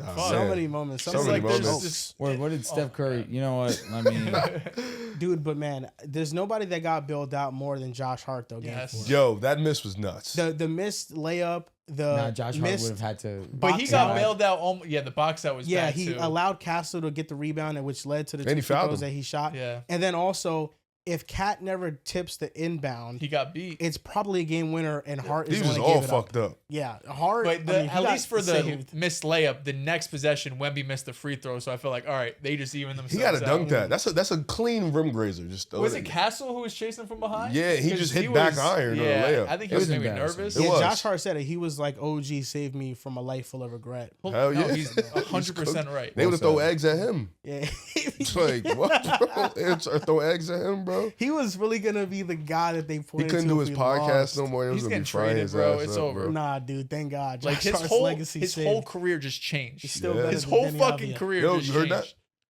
Nah, bro. The first thing that came into my mind when he missed that was to text Joel. Denny's not doing that, and I decided not to because. Because then he would have did a simple. Because one's about to be a champion, one's not. Well, there you go. That's exactly there true. you go. There you go. Exactly true. I'm going to put my finals MVP bet on JLin Brunson. Fire. I think he ends up winning the award. I don't know if they close it out in 5 because I think the Spurs could definitely win one at home. But I think this ends in 6. I think for And safety purposes, it cannot end in 6. I still want to go 7, bro. We're If gonna it- lose. We're gonna lose a if lot it- of want- people. I would need more of this, bro. Ends in the Garden. A lot of. I'm flirting with the idea Yeah, of going. we need the Coast Guard there. Heavens no. We need the Coast Guard, The the Coast Guard. Marines, the Bro, Army. when they won after game 2 and I was in the Dude. city, it was Get the awesome. fuck- we got to everybody. make sure everybody's in there to protect what's going on No, because it's it's gonna gonna get so. But I'm gonna So be real, bad. dude. They shut it down quickly. Yeah, I just They don't think really- I don't think they'll be able to stop them Near at the that point. Garden, no, true, bro. They were tweaking Yeah. yesterday. It's gonna get bad. The parade's bro. gonna be some crazy shit too. It's gonna last for a month. It's gonna be nuts. Then we got FIFA going on around this shit. Like, oh my You know, god. and last thing I want to talk about, you put up your video of you emotional after they won. I was so happy to read so many of those comments. They were very positive. So Yeah, positive. they were extremely positive. Oh my god! Like Those you had great you Knicks had fans. fans of other teams commenting about it. Like, my team was like, if I watched a championship during my lifetime, this was exactly how I would react. I was so happy to see that. No, yeah, it's touching for real. I just feel like in the fashion that they wanted, I felt like they won game 4. But I mean, they won the series when they won game 4. Just coming back down 29, what really got me was just Jose Alvarado's video. And I didn't mention him earlier in the podcast, but him being from New York and having that moment for his childhood team, it's so emotional. And for him to he is the epitome of Knicks basketball. The toughness that he plays with, the defensive stretches he had on Wemby where, he's being really physical with him, what he did on offense. Like, he is one of those guys where I remember I told you guys early in the season that the Knicks need like a heart and soul Yeah. type of player. Like Josh Hart is one of those guys, but I feel like they need another one. Alvarado has been that. And when he just said this is Knicks basketball and he just thanked the crowd for sticking with him and like, this is what we do. Like, that was just so touching, bro, because the Knicks really did it. 29 points. I sat through all of that, and I really at no moment thought we were going to lose that game. And so Real. I sat through the entire thing, then I recorded the entire sequence and just each shot. Like, once we cut it down to 15, I knew we were about to win.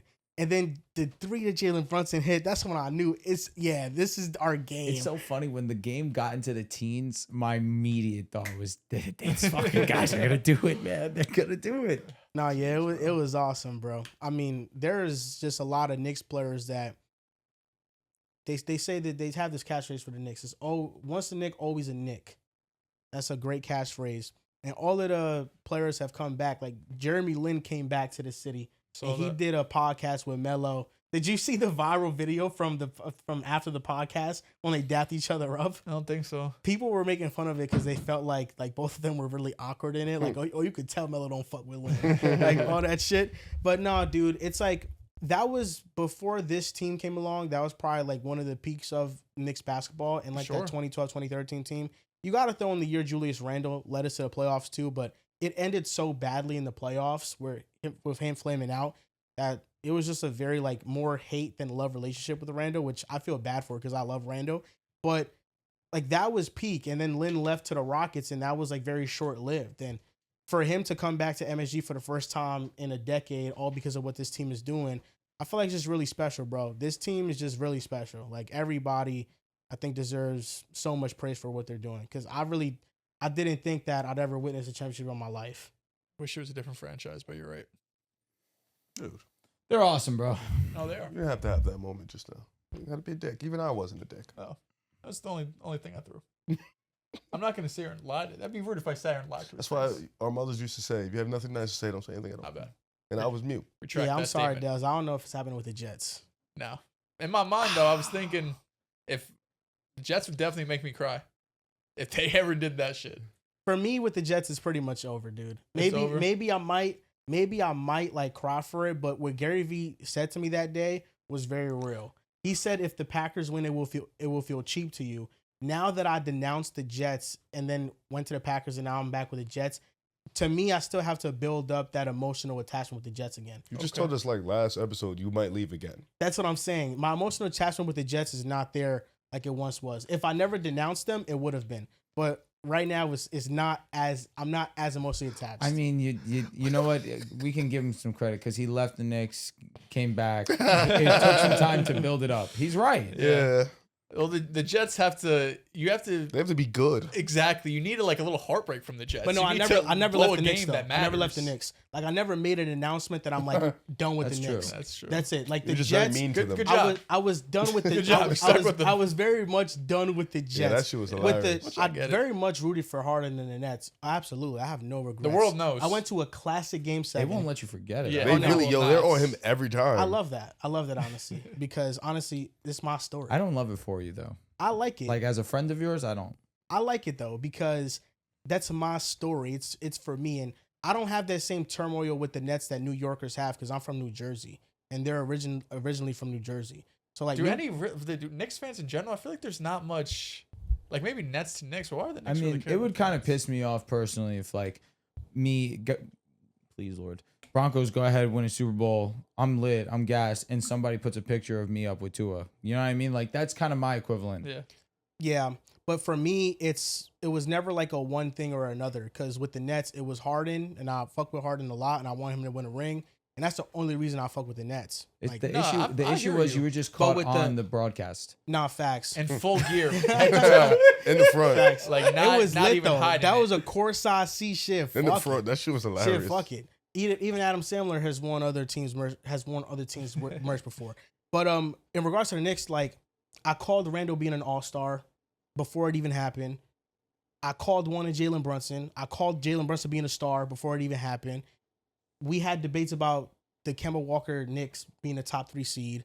Like even during that same time frame where the Nets were like going good, I was more delusional about the Knicks back then than I was now.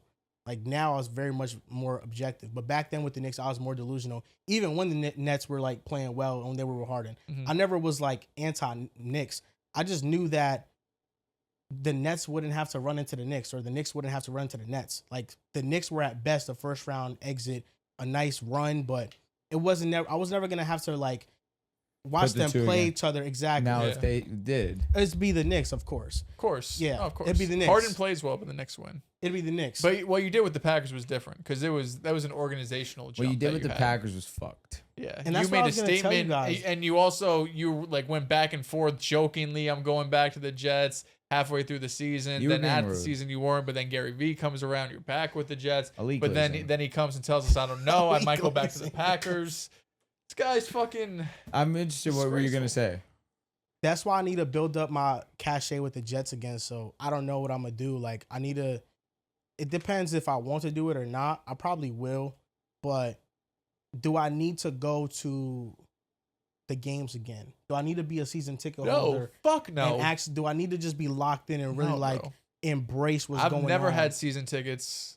I'm not going to a game unless they're good. Yeah, I That understand. doesn't you, make but me a fake fan. No, Bro, no, we're it going to doesn't. the Denver Jets game this year. No, bro. It doesn't. If they're good, yes. No, Yes. we're going. if they're good. It If the doesn't I'm make Jets are- buying. I'm if the Jets buying. are fucking 4-9, I'm good, bro. Joel, I am buying us tickets for our Borns, and we're going. End of statement. That's real. How about we just watch football It's a together, free man? ticket, bro. It's a free ticket. What if we just watch football, got Blue 42, and had a few edibles? No. Sounds scary. That That actually. sounds like a better time. It sounds like a actually. great time. Sounds like I'm No, gonna but be that's put why, in dude. jail. Like, you're a real fan though with the Jets. So for me, like, I need to feel what that feels like. I need to do something that makes me feel that way more. But I feel you because I can't even think of feeling for the Jets because they haven't made me feel anything in so long. Exactly. So that's why this period might be tough. And if the Jets ever get good and like I'm rooting for them, it's not gonna. I'll be right back in. Like I still remember 2022 when we started 5-2, 5-3. Holy fucking shit, was I all in on the Jets? Obviously. I mean, bro, when the Broncos started 0-3 and we lost 70-20 to the Dolphins, I was like, yo, Benito gone, trade him, Yeah. get We assets. just trade fucking Sauce and Quentin. I was like, yo, fuck it. Bottom of the bottoms. My heart might not be all the way in. That's the thing. Is that so? I don't know. Maybe that Gary V interaction was the beginning of me just being like I'm a football fan. You promised him. I did. But you being a football fan is you You've just been that. loving Jordan Love. It's just you doing everything you did except not liking the Jets. that- Like, that's all that is. Nothing shit, changed. bro. After what they done, man. Shit. I feel get like it. Green Bay just gave you mad heartbreak. I know. I can't even say anything like against because like the Broncos were asked for damn near a decade, but we won a championship. Yeah, you were, and the Broncos have always been a pretty good franchise. You said this earlier, Dels. You said, how does it feel? Like, how as a fan would you feel if your team like blew a lead? I felt that with the Packers earlier this year. Okay. It's something that you watch all day long. You really can't believe it's true. This shit was even worse. Like this is 29 points. I think 28-3 is still the like greatest comeback ever, being just one game in football, less possessions. But this is like top 3. Just in terms of individual games, choking jobs. Like maybe it's number 2. A team having this sort of lead. I was having this conversation with my mom, and the first thing that came into my mind was the 86 Mets. Yeah. Like, that's the kind of thing that I think of. But that was almost more like unfortunate. No, it's nuts.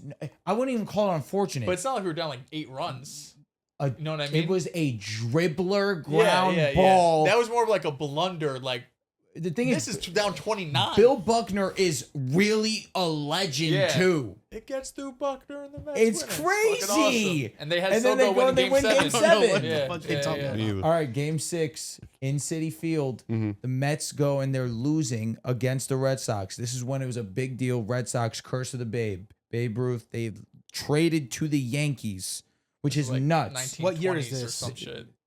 This is 86. When this event happened. Yeah. The Babe Ruth or Okay. the game versus the Mets? What you're talking about? Okay. I know The there's a game curse versus- for Babe Ruth, but the I'm saying game, like the the modern game. game. 86. Yeah, Oh, the 86. game is in 86. Yes. Come on, bro. Be serious. We comparing this to 86?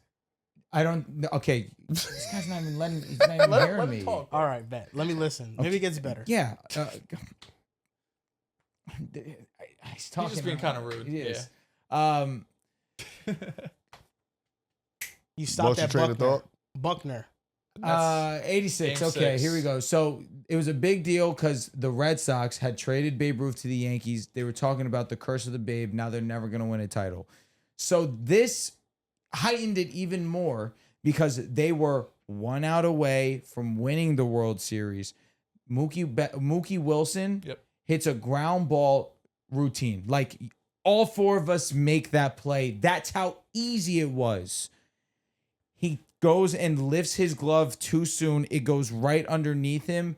The fucking Mets score. They win the game. They have to play a game 7. They win it. So the Red Sox losing the World Series were just like, they're doomed. They're never going to win. But again, that for a long time was considered the greatest choke. Damn. Until The Yankees. 28-3. And yes, yeah, well said. Yeah. Until 04, when we were up 3-0, we lost four straight games. Tough. We're the only team in MLB history to have that happen. Maybe it's just me, but I feel like chokes have gotten so much more common Extreme. nowadays. Yeah. Oh, that 4-0 too. is nuts, bro. Especially in basketball, just because the 3-point shot, there's just so much more variance now. 29 is 29. Yeah. And we got upsets these playoffs with the You Pistons coming niggas back down lost 4 3-1. straight games?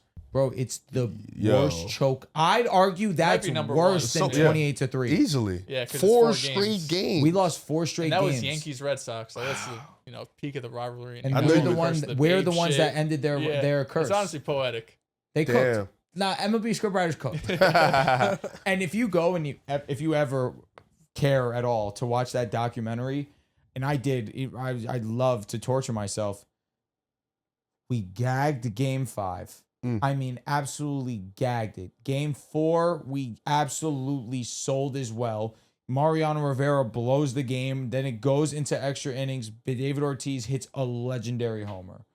David Ortiz, he should be the most loved player in Boston, even more than Tom Brady. Damn. The sadness of losing something, I think, is more devastating than the joy of getting something. Yes. Disagree. I'm with you all, but maybe that just says more about me as a human. I could But not disagree more. The high that I feel when I win is it's a one of one. No, feeling. definitely it's a crazy high. But like, for example, I remember watching the 4 Falls of Buffalo, and that was an extremely like devastating That might be documentary. 1-1 Fair point, in terms of. but that's suffering. That is. Yeah, it's like losing 4 straight. Like the stories in sports that are sad, I think, are more sad than the stories in sports that are happy. I agree with that you. like make you feel like more joy and stuff. I'm gonna say They're this. both cool and they're both like great for what they are. The Bills losing 4 straight Super Bowls or LeBron coming back from 3-1 down. I think the LeBron coming back from 3-1 down is better. Wait, what do you mean? Like in terms of like the feeling that It makes you happier more than the Bills one makes you made sad. me sad. Yeah. Easily. Depends on it's how different you 'cause feel. The Bills are also over 4 years. You know what I mean? Yeah. So like just a longer time span to get sad over. Yeah, You're a that's good LeBron point. fan. It's different. It was just 73-win team. Yeah. And Steph But you're a Curry's- Braun fan. Steph Like Curry coming off a unanimous MVP, one of the greatest regular seasons of all I time. don't feel neither about neither one of those. I don't give a That fuck. was very much peak. Like That shit really didn't matter. It didn't happen either. I thought about this earlier. The That shit fact did not that happen. the Knicks are up 3-1 on the Spurs, and the series feels over. And LeBron really came back down 3-1 to beat a 73-9 team. I think that's fucking crazy, dude. I think the fact that It's LeBron enough to make a James grown and the man fucking Cavaliers cry. and the fact that they played that well to come back and actually win the series, that's some crazy shit. We're never going to see that again. Back-to-back 40 That balls. shit really never happened. Back-to-back 40 balls and a Game 7 triple-double. I would kiss him. In his dreams. That Shout shit out to LeBron. never happened. I didn't want it to happen. I was rooting for the Warriors. That's You were actually dead what, ass rooting for Katie Warriors. You make me Yes. sick. that's actually one of the Anyone against LeBron. few moments I never ever went back to watch. Why I would you wouldn't watch watch that? that. Nope. You're a Steph Curry fan, so it's heartbreaking. God, do Like, you know how many times I've watched the nope. last 5 minutes of that game? I refuse. I don't even want to know. I don't even want to know what happened. Like I don't even remember what happened. I don't want to know. Go back and look like what could have. Nah, Oh, No. blocked by Mm-mm. James. that shit was useless. James with the rejection. I'm Sorry, fucking bro. just like, there's so much blood flow. It's No, crazy. yeah, it's Kyrie crazy. hit that 3. Fuck that nigga. It's really fuck LeBron, but it's really fuck him. Kyrie hits that 3, Yeah, like, and then Steph Curry thinking he's the man. He gets the ball. Yeah, K-Love, I got That you. on the Kyrie switch. shot- Oh shit, I'm scared. I'm actually locked. Here, He was Draymond, hurt. take the ball back. He was Draymond gives it back to him. Fuck, I have to do something. he was Clang. injured. That Kyrie 3 kept him in conversations for a decade, and he didn't need to be in Can it. I tell you what?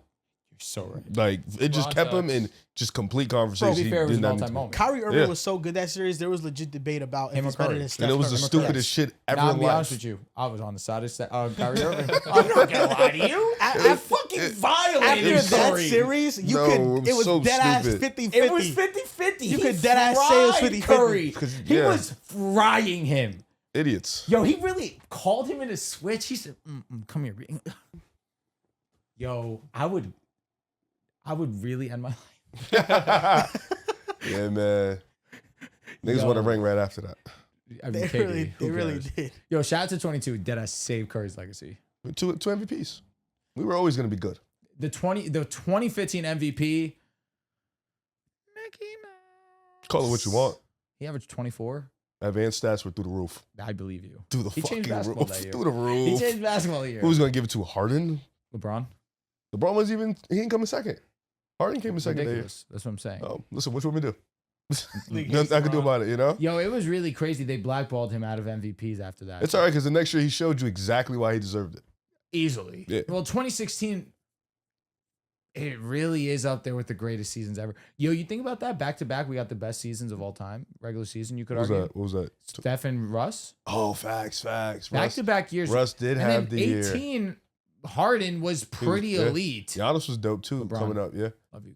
Yeah, it was a great couple of years. I ain't even going front. I will say the only MVP in that span where I You're gonna would say not Harden. have said LeBron's, we should have won, was 2017 and 16. Sorry. Oh, yes. 2016, 2017, only 2 years. Mhm. I will tell you LeBron was not the MVP. That's valid. I will tell you LeBron was the MVP in 10, 11, 12, 13.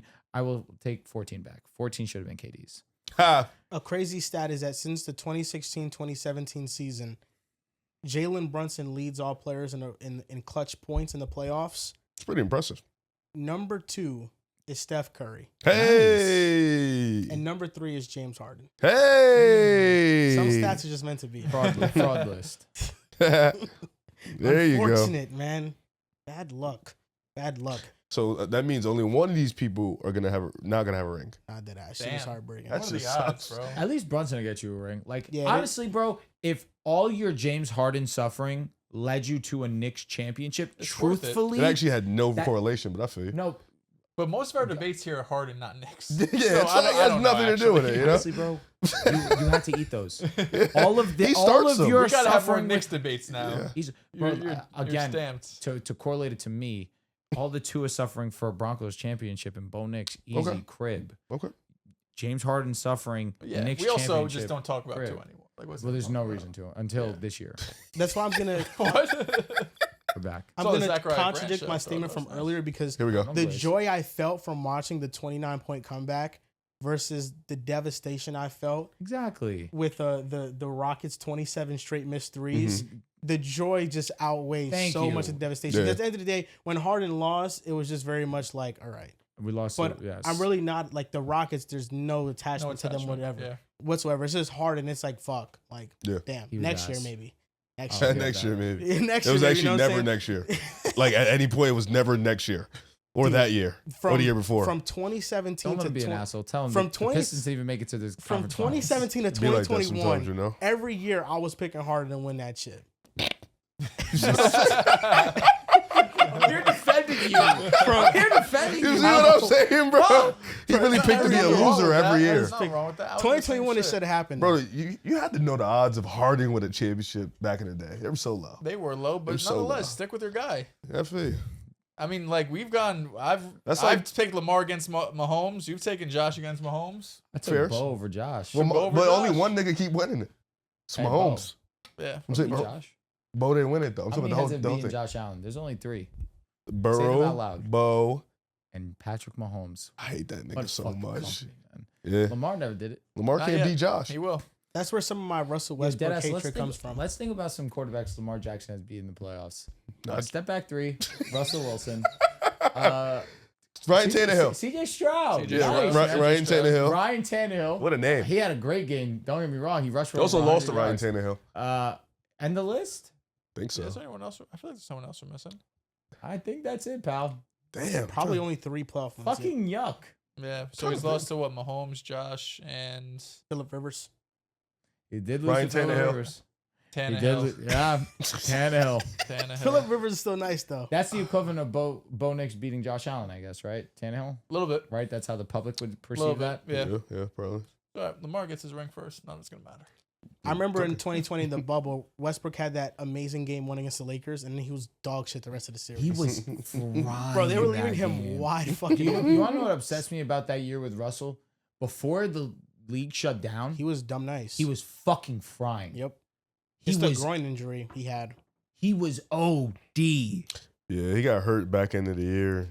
But even at his best, they Yeah, were the they were bubble, doomed. You could argue the league shutting down blessed him, wouldn't you argue? Nah, he was still hurt. He was working through it, is what I'm saying. He had the Yeah. time to recover. No, but yeah, he Not was. his season would have been fried. See, he when he got to the bubble, the athleticism was fake gone. It's actually tragic that we never saw Russell continue to have a good mid-range jumper from that point on. Nope. Because his mid-range jumper from the early part of his career to that year was really good. His athleticism also declined like after the 2017 season. He probably just used so much of that energy to win that MVP and to carry that team. Because after his athleticism was declining year by year. Like they lost to the Jazz in the first round, and they lost to Dame as well, and Dame outplayed him thoroughly. Like I think the best version of Russ maybe could play better than Dame in that series, but you know, Dame clearly outplayed him. But I don't feel like Russ was at his very best. Dame was also playing with a chip on his shoulder. Mhm. And then the Rockets thing happened, and the playoffs really just ruined the entirety of what was a great season. I mean, at the time, Harden and Westbrook, they combined for the most points per game by a duo in NBA history. But the groin injury messed them up. But they were doomed, bro. They were starting PJ Tucker at center. So they were done. They really went with the super small Yeah, lineup. they were cooked. Once they ran into the Lakers and Anthony Davis, they didn't have They just any put answer. AD on Westbrook and said, shoot it. I dare you. You know what Exactly. killed me? Chuck really took the Lakers to lose in every single series. I respect that. That's funny as Because they lost game one in every series. He funny as hell for that. We lost game one against the Blazers. I guarantee. We lost against the fucking Nuggets. Same shit. I'll give you what, that Nuggets series was better than what it looked like. Yeah, it was a good. That it was a tough Nuggets 4 series games. was good, bro. They Nah, were that was an good, easy bro. series. But you know, I'm going with JLin Brunson Finals MVP. MVP, I'm with you. And if you guys want to make your predictions on Polymarket, PES 26, you deposit $20 Yeah, Polly. to get $50. This will be the final NBA thing we talk about on the show. Then we'll just talk about the one big thing that happened NFL related. De'Aaron Fox, what's next for him in the Spurs? Because I think right now we are under the assumption the Spurs will probably lose this series. And we're looking at really two guys that feel like they underperformed in this run for the Spurs. That's Keldon Johnson, that's De'Aaron Fox. What do you think the next steps are for the Spurs to reach this moment again and this time be able to get over the hump? I think they have to hope that the expansion teams start next year. So when they do their They don't draft, protect him. they can unprotect De'Aaron Fox And get off that 40. and they can Shit. draft them. Now, all jokes aside, it's gonna be tricky. Good statement, Rick. It's gonna be tricky to move Fox. It's gonna be super tricky because his value is like at an all-time low right now. I do feel like he's still lingering with that knee injury, and as a guard that plays really fast, likes to get to the rim, the jump shot is not always consistent.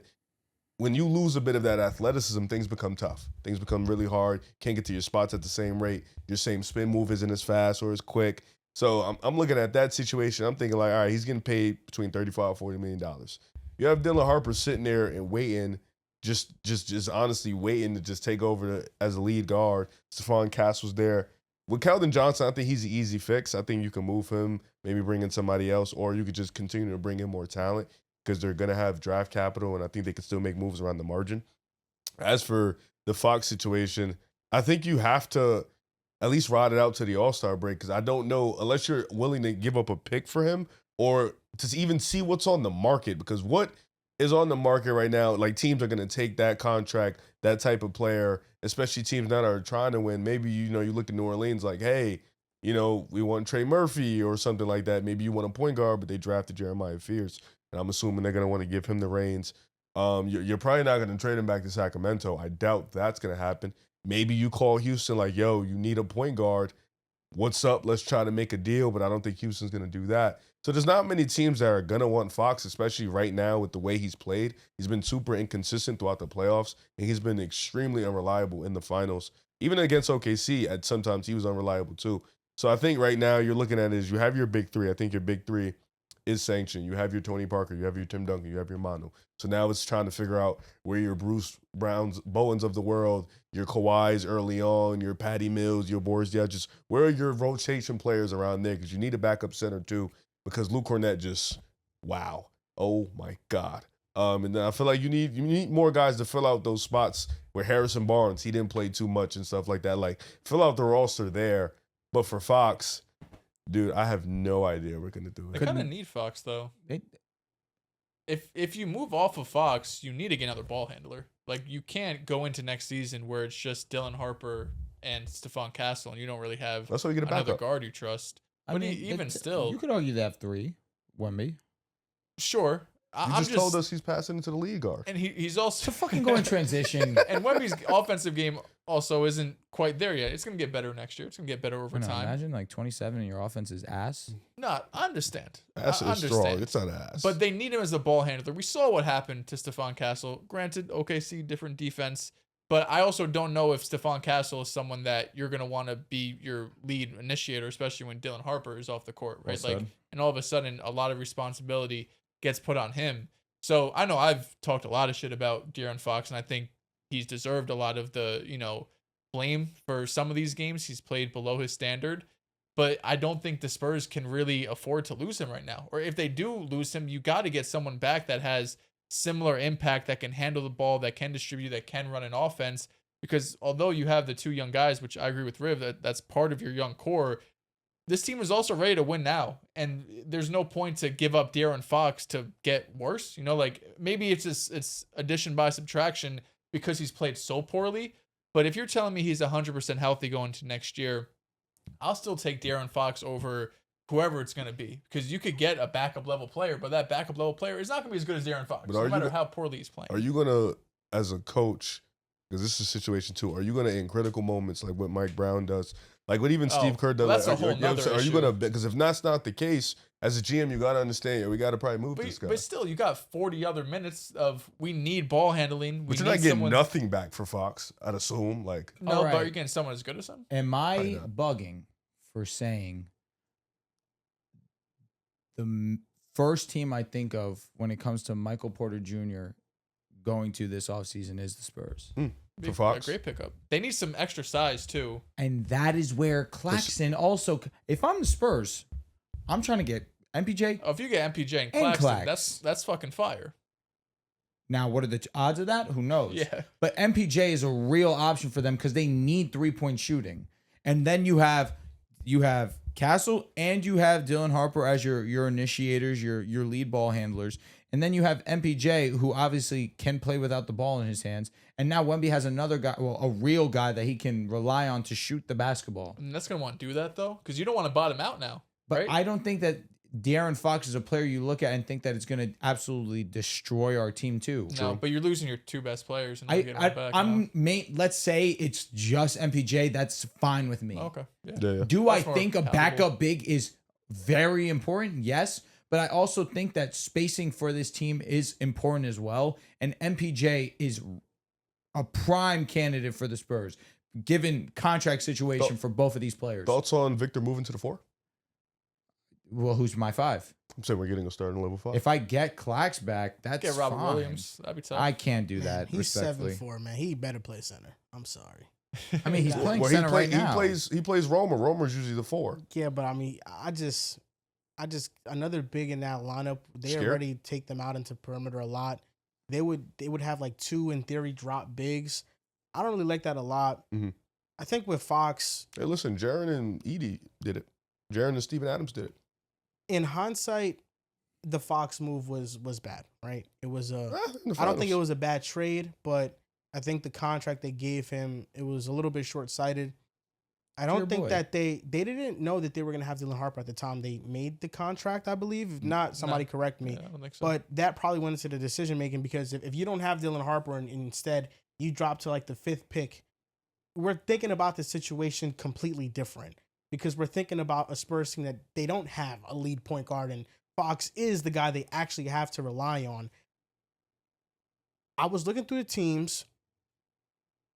and I can't think of a destination for De'Aaron Fox. Not even the Nets? No, unless the Nets want to eat salary, and they just want to. Well, he's like 3 more years left. Exactly. He has 4 years left, $229 million. His contract kicks in this offseason. With the Nets, though, I'm not giving up anything of real value for Fox, if I'm being honest. Like, if I'm the opposing GM and the Spurs contact me to get Fox, I'm going to keep MPJ. I'm going to keep Claxton. And to me, I'm thinking to myself, if I'm Sean Marks, I'm helping you by offloading Fox, which means that maybe I'll send a pick, but I'm not going to take on Fox and give up my players. They have cap too. So, yeah, exactly. The Nets could honestly just take on Fox entirely. But then with the pick that they have in the draft, that's probably going to be a point guard. So it low-key doesn't even make sense for them to trade for Fox. What pick are they again? They're the 6th pick. Could go Kean if he's there. No. Yeah, they are the 6th pick. They are the But 6th pick. if Acuff doesn't go to 6, he's going to Brooklyn as hell. No, but that means he has to be there at 6. Yeah. Who's 5 again? Dallas? Clippers. They're not going point guard. That's fair. And then 4 is probably going to be Caleb. The Nets will have their selection of potentially the best available point guard they want. Which, I mean, if they throw a curveball and take another position, I'll be fucking floored. It's the Nets, so they could do anything. But then who's 7? But I'm also going to say this. They're going point guard. The Clippers could be candidates to trade back. That's a good point, too. So that's why, for me, the Nets, it feels like it wouldn't happen just because they're probably eyeing a point guard, so they wouldn't bring in Fox. Yeah. The trade that I've seen floated around was for the Timberwolves. The Timberwolves trade Randall to give the Spurs a 4, and they trade DiVincenzo, who's coming off an Achilles injury, who might be available next year at any point. We don't know. Sexy. And then the Timberwolves will get Fox. Oh, Fox, yeah. For Wemby, you want Randall? I get DiVincenzo. He's not going to play next year. No, fair enough. But and Randall, I don't hate that. Randall's interesting because he can handle the ball. You know what I mean? He could initiate some. But I don't want him to eat up possessions. I kind of think it's worse for the Timberwolves, honestly.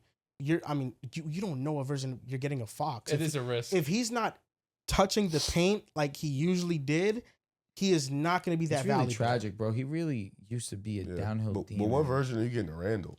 Exactly. That's another good point. That's why I don't like it for really either. There's a risk for both sides. I don't think that Timberwolves will trade him. Low key for Fox, yes. Fox, yeah. I think he might be untouchable. The Lakers can get Nas? Oh my god. Sorry, my bad. Sorry. I apologize. Fucking guys. I apologize. He is worse than you. I mean, that's obvious. So I apologize. I've kind of already come to the realization that the Spurs won't trade Fox. I think they're going to give him another season. Exactly. Because they can't. I think they will give him another season to bounce back from what was this season, maybe find another defined role for him.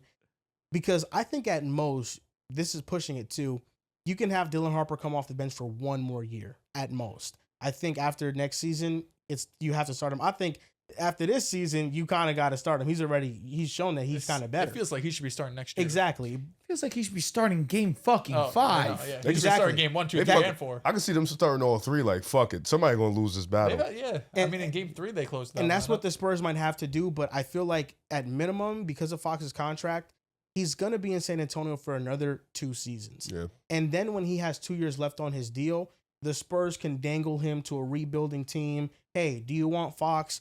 Take on this contract and we'll give you 2 first-round picks that we don't think are that valuable because they do have a lot of draft assets. They have the picks to attach to Fox to get off of his contract. But the reason why I say 2 years from now is because that's when Stephon Castle and his potential extension, that's when that will kick in. So that's why they really have a 2-year window to still have this current roster and not have financial restraints. But after these 2 seasons, that's where they're going to run into problems, and that's where Fox is probably going to become expendable. Trade him to Chicago. They already have Giddey. Not that Giddey's Chicago's the one team you can finesse. Like, hey. That's true. They got the 4th pick now. New GM. They're turning the leaf. Like, or Miami. Man. Miami loves this type of sweepstake. If they don't make Giannis, I could see maybe. We always saying that shit, man. Exactly. I think there are some teams, but then even for those teams, it just doesn't even really make much sense. And then still, you draft Dylan Harper, Castle, Wemby, a few years, second apron's coming. So whoever else you're going to have on a big money contract, you're going to have to get rid of Fox or even before then. Yeah, that's why the Spurs have an interesting decision to make. The series isn't over, but it feels over. Does and feel over, Fox which is dangerous. Fox and Keldon are the ones that have really disappointed the most in this series. Now we're gonna move on to NFL. What's the big NFL topic? That Patrick Mahomes became the first ever player to have a I genuinely was $500 wondering million what contract. I thought I missed something. the Patrick congrats. Mahomes got a contract extension. Yeah, I think it's Okay. big news because What? I think he's the only player that can tear his ACL and LCL in the same season and get paid $500 million in the offseason. I mean, but it's deserved, right? I think he's I been thought it was to. just an extension of the contract he was on. It's an extra 2 years on that. Yeah, So he's yeah. kept until 2033, which would be his age 38 season. And I mean, it's deserved. 5 Super Bowl appearances, 3 championships, multiple MVPs. This is the type of contract you give to a player like this. Nice, This nice. is the shit that you No, no, low-key no, promote. I wasn't No, even no, gonna we're say good. anything. You No, we're low-key good. promote this. Hey, you Me? said your piece. Low-key. Why Um, me? I don't know, bro. Bro, we're Something good, about bro. you in the- He said his piece. Topic over. Topic over. Topic over. That's, Shout out to Mahomes. Oh, you guys got nothing to say about that? nah, shout out to Mahomes. Get your No. money. Let's see him play well. The real question is, That's a great statement. Fucking That's a Friday. great statement. do you use EPA per play, right? Huh? You like EPA per play? Sometimes. All right. All the time. Don't lie to him. Sometimes. Mahomes was third in EPA per play this past season. Oh, What was the record? He was 7-7 when he was a starter, and he finished an entire game. he didn't play a Okay, full fair, season. fair, so fair, whatever. fair. 7-7. 7-7, so He yucky. was first in EPA under pressure. Mm. Wide receivers were hurt. Wide receivers suspended. No run game. Makeshift offensive line. And he was still an MVP candidate. Do we, jokes aside, are we a year away from saying Andy Reid's washed? I think he's washed now. He's been currently saying washed. that. He said that. He said that this He past said year. that, yeah. I he said that a do minute ago. remember that now. I think Andy Reid, bro, maybe Matt this Nagy's year gone, bro. changed my mind. Matt Nagy's gone. Yeah, and Isn't the enemy. Bieniemy back, or Yeah. I'm not gonna lie. Swap As him a out. as a football fan, I'm excited. there's already been stories of Bieniemy cursing out the first team offense and getting them off the field. Lit. So it Nice. seems like he's like holding them more accountable as a Is he coach. screaming at Justin Fields right now then? I have no idea. Cyrus Allen, the rookie receiver they drafted, he's like getting a lot of buzz in training camp. Is this going to be another down year for the Chiefs, or you feel like this is going to be a year where they reestablish themselves? I think it would be crazy to bet on them to have a down year 2 times in a row. What's it There's down here? no Just miss way, the right? playoffs? No way, right? Not, Yes, Miss the playoffs? it's missing the playoffs. That's Woo. a down year. No for way them. they missed it 2 years in a row. There's no way the GOAT, Middle of his chosen prime. 1-5 Woo. demon, $500 million guy. I really don't think it's possible. Not 2 years in a row. until Last it's year was possible. unlucky. Nah, he was ass. They lost every game by one score. Hey, the year before they won every game by 1 score. Exactly. Lucky. So usually that regresses to the mean, which means So now we're like- gonna get a middle ground here. exactly. Usually it means that you Right. like win half They'll of go them, not 9-8. lose all of them. They'll go It's just 9-8. they really only addition they made offensively was Kenneth Walker, who's huge, obviously massive. And Kenneth they had Walker's hella great. subtractions on defense. They brought They got a lot of some additions though. guys, They brought Louis back Gilman. L'Jarius Sneed. They drafted Mansour Delaney. L'Jarius Sneed being the first player you named got it. No, they picked up the D lineman from the Pats, Tonga. They drafted Peter Woods. Wanya Morris gone. They drafted. He's not good. Nope. So Louis it's a Gilman. good thing. I R. just Mason think Thomas. offensively they still have issues where we want this to be an explosive offense, but outside of Kenneth Walker, I don't know where that explosive offense is going to come from. Rasheed Rice. He gets out of jail next week, and he's Mm-hmm. rehabbing a knee. He's good, bro. And He he's gets out also of he's jail also next more of week. like a chunk guy than an explosive guy. Here's the truth about it. The brother steps on the field, he's a problem. He's great. He's really good. Don't get me wrong, but I don't think of Rasheed Rice as ripping off big plays. I think he's that a chain Xavier mover. Worthy being healthy is a bigger storyline, or it should be. But he's just His shoulder was wrecked. no. It definitely was. And Travis Kelsey's, I'm gonna him, be but real his shoulder with you, was bro. wrecked. But Xavier Worthy's Until not Xavier someone Worthy shows holding my me it, breath on. I'm sorry, I'm not in. But if you're Is he playing, better than Prime MVS? yes, easily. I don't know. Yeah, that's a good Prime take. MVS. That's a good fucking I think take. I would take him over Xavier. Yo, Worthy. what's his name? Van Jefferson.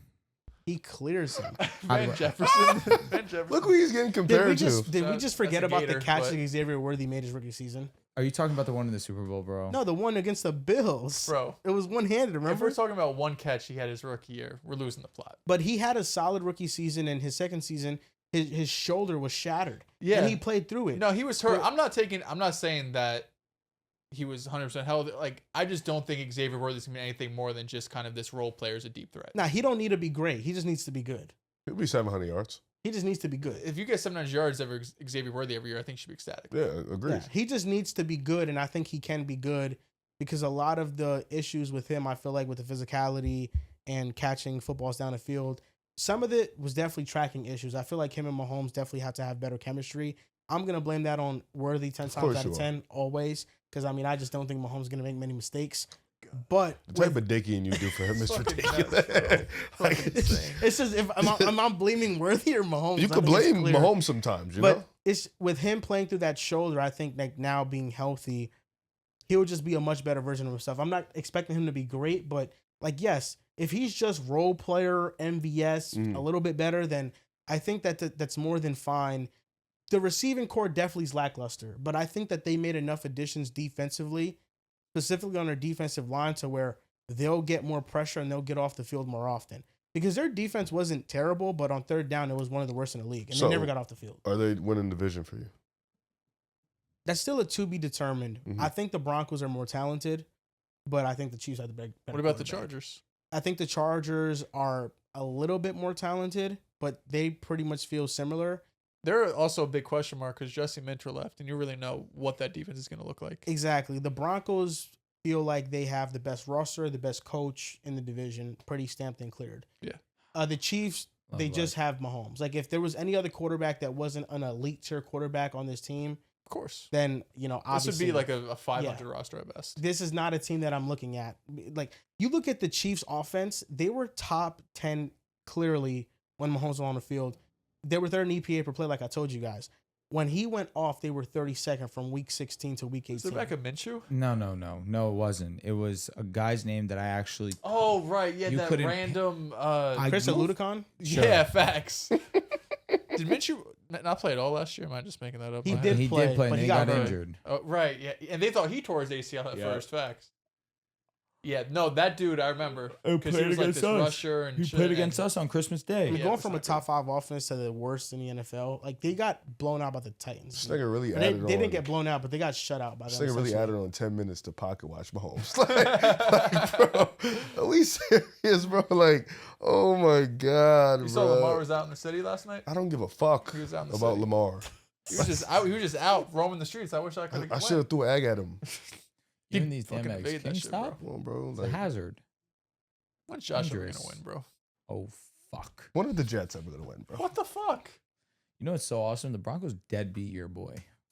W, and you were here. It actually didn't make me upset. I know, because you were with us. Yeah, I don't have a problem with you guys. Now, if they do it, the Ravens, I'm pissed. That was an embarrassing ass game. Happens. It was embarrassing. The thing is, he liked the Broncos, so you know, like he's good. That's still you're Josh Allen. That's your guy. I love him, but he liked the Broncos. And I was upset Josh played like shit. But still, it's your guy. It's okay. I was actually more upset we lost to the Niners. Fuck? That's what really hurt me. Losing to the Niners. That broke me. Oh yeah, well that broke me like terrible. Physically and mentally. Well, I'm always expecting you to be Eagles -- Josh -- but I'm not expecting the fucking Broncos to compete with Josh. The Broncos and the Josh clash. Whoa! I was upset. Whoa! You're taking. No, I was upset we lost, but I didn't attack him because what the fuck am I attacking him for? Well, I was upset. To attack. Yeah, but no, if the Ravens win, no, he's saying attack. You know what I'm saying? I'm pissed. Attack. What do you mean by that? Like I'm not like he's throwing jokes. I'm not gonna be here to throw jokes back. You know what I'm saying? He like, likes us. Yeah, I don't like. But if the Ravens win, I gotta fire back at you because I can't stand that nigga.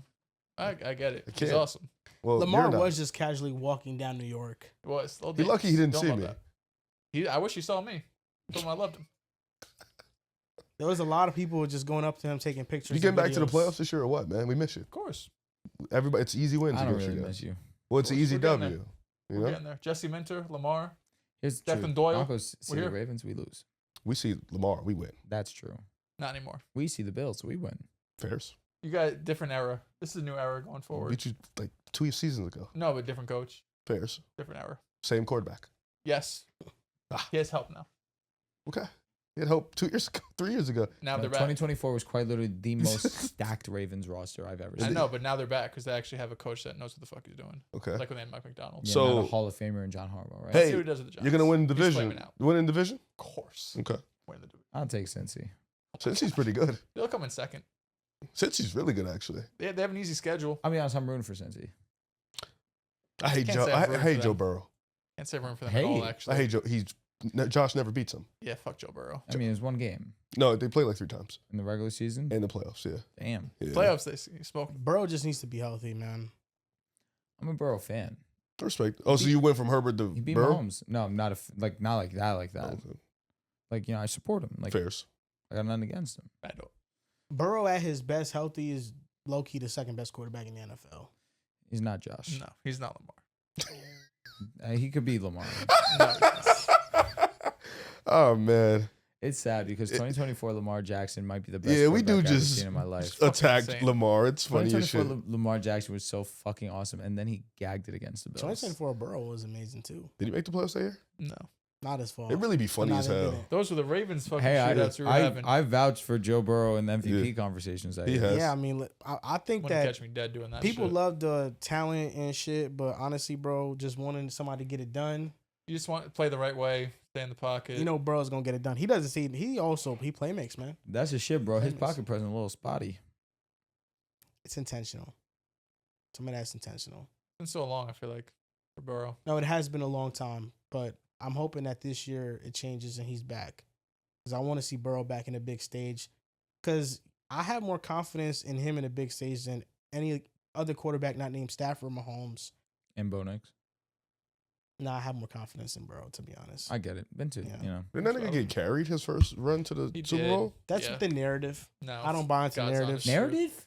I buy into facts. It was defense. He had and 2 Evan game-winning McPherson. drives. If you take away the 75-yard Pass offensive interference. pass interference, He, has he throws for a buck 75. Yeah, bro, that shit was ass. Against the defense with Aaron Donald, Von Miller, and Jalen and Ramsey. the list. That shit Not bad. different. And the list. That defense was amazing. Yeah, they fucking had Weddle come out of retirement at 38 years old. And he wasn't that bad. He really was good.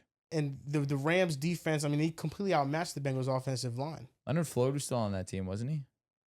Leonard Floyd, yes. I believe he was. Von, Floyd, Donald. They had a pretty talented team. And the list. That's why, I buy into the facts, man. And then Burrow, the very next year, went to conference championship. Beat Josh Allen and the Bills Talk. in the snow. And then he gagged against Mahomes. Great players will hide theirs.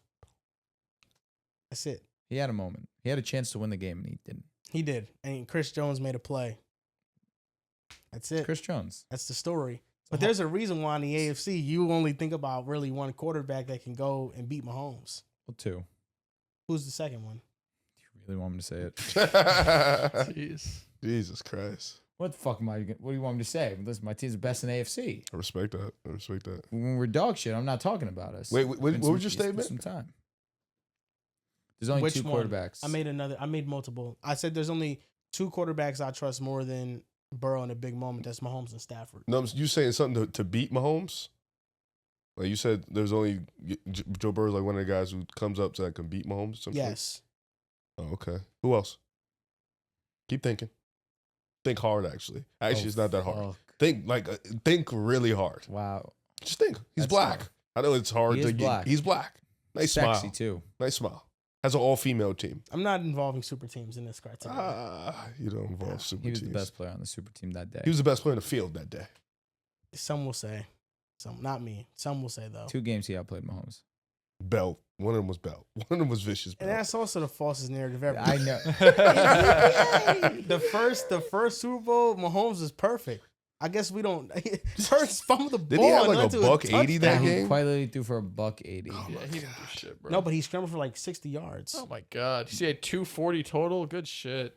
He was perfect on his drive. There's only one drive they punted. Every drive it was a score. It's true.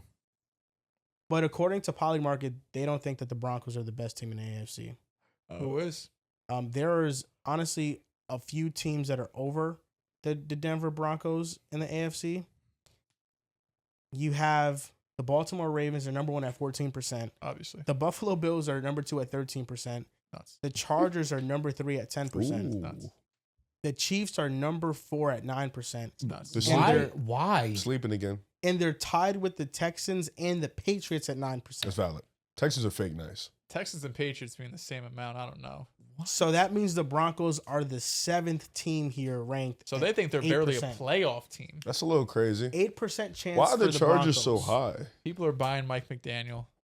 which I Chargers aren't better understand. than two of those teams under them. I don't think enough people are taking into account what this Chargers defense is going to look like without Jesse Minter. As excited as you should be for Mike McDaniel and this offense, there's a chance this defense is just below average. There's a chance. The offense could negate that though. It could, but if you're telling me you have the third best odds to win that division or to win the AFC, you need the defense to at least play at an above average level. And at that rate, you're banking on the offense, number one, stay healthy, which they haven't been able to do, and two, play at a top 5 level probably. I think probably the biggest reason why the Broncos are that low is because of the schedule. Yeah. It is a brutal schedule. I mean, the schedule is pretty tough. I mean, have you went through the schedule and given your prediction on it? Is it 8 and 9? 14 wins? I recorded my own 8 video and about 9. Is it. it 8 and I 9? recorded my own video on it, and somehow, some way, we got to 14. Yeah, okay. You got to 14. What's the schedule like? Can we get a non-partisan party I could bring it up here. predict this schedule So here? you don't want me to do it? You can chime in for sure. 'Cause I actually would like you to. We predict looked it. at it the other day, and we all said, holy shit, I'm how gonna be is honest this with fair? you. The first 6 games, Okay, I don't know why the NFL did that. Am to I, us. I'm the honorary Broncos guy. week is. 1 at KC. They're gonna split regardless. So We don't have to. I'm gonna be fair. Well, I'm just saying we won both last year. Expect fair, maybe fair. the Broncos to win this one because maybe Yes. Mahomes isn't ready. Yeah, I'm with Okay, that. 1-0. Versus Jacksonville, week 2. Broncos. Who's keeping track? 2-0. I keep track of 2-0. myself. I'm a grown man, bro. Week 3 versus the Rams. We're 2-1. at home. 2-1. They are home. We're at home. Versus home, that's away. 2-1. Okay. All right, 2-1. Week 4 at San Francisco and Brock Purdy. I think I'll take Denver in this one. Okay. 3-1. Week 5 at the Chargers. I give the Chargers this one. Fine with that. Okay. Week 6 versus Seattle. Denver. This is Thursday Night Football. I'll take Denver. Okay. Versus Seattle. Champs. Week Jeez. 7 at Arizona. That could be Denver. a 4 interception. Week game. 8 versus KC. Versus So we Sam Darnold. gave. This is a loss. Yes. Is Mahomes back? This is Yeah. This is in our territory. This is in my Wait, But home. we, This you is said week they 7. split. You gave them the win. That's week 1. exactly what I'm telling you, bro. We don't have to split with them. I'm gonna say split. Okay. So personally, that's a I'm gonna say loss. split. So what are we sitting at here? Bro, if we said I'm going, No, 5-4. 5-4. We're 5-4. I don't. Wait, what? We just No. 5 finished and week 4? 8. So there should be 8 games. So 5-3. yeah, 5-3. 5-3. Week 9 at Carolina. Sneaky. Stop it. Denver. It Okay. is sneaky. In my prediction video, I literally said we could lose. My Yeah. nigga, if we gonna talk shit, we Car- gonna go No, all the way. thing is, Carolina they fucking turn into demons against good teams. Yo. It's If Bryce you- Young against. If the you go Broncos through defense. these 9 weeks and you're 6-3, you're sitting That's pretty. exactly what I said in my video. Because We're We good. cooking. Week 10 you have the bye. Then 11 is the Raiders. 7-3. 12 is the Steelers. 8-3. We Third- should lose one of the games just cause, but 8-3. 13 Miami.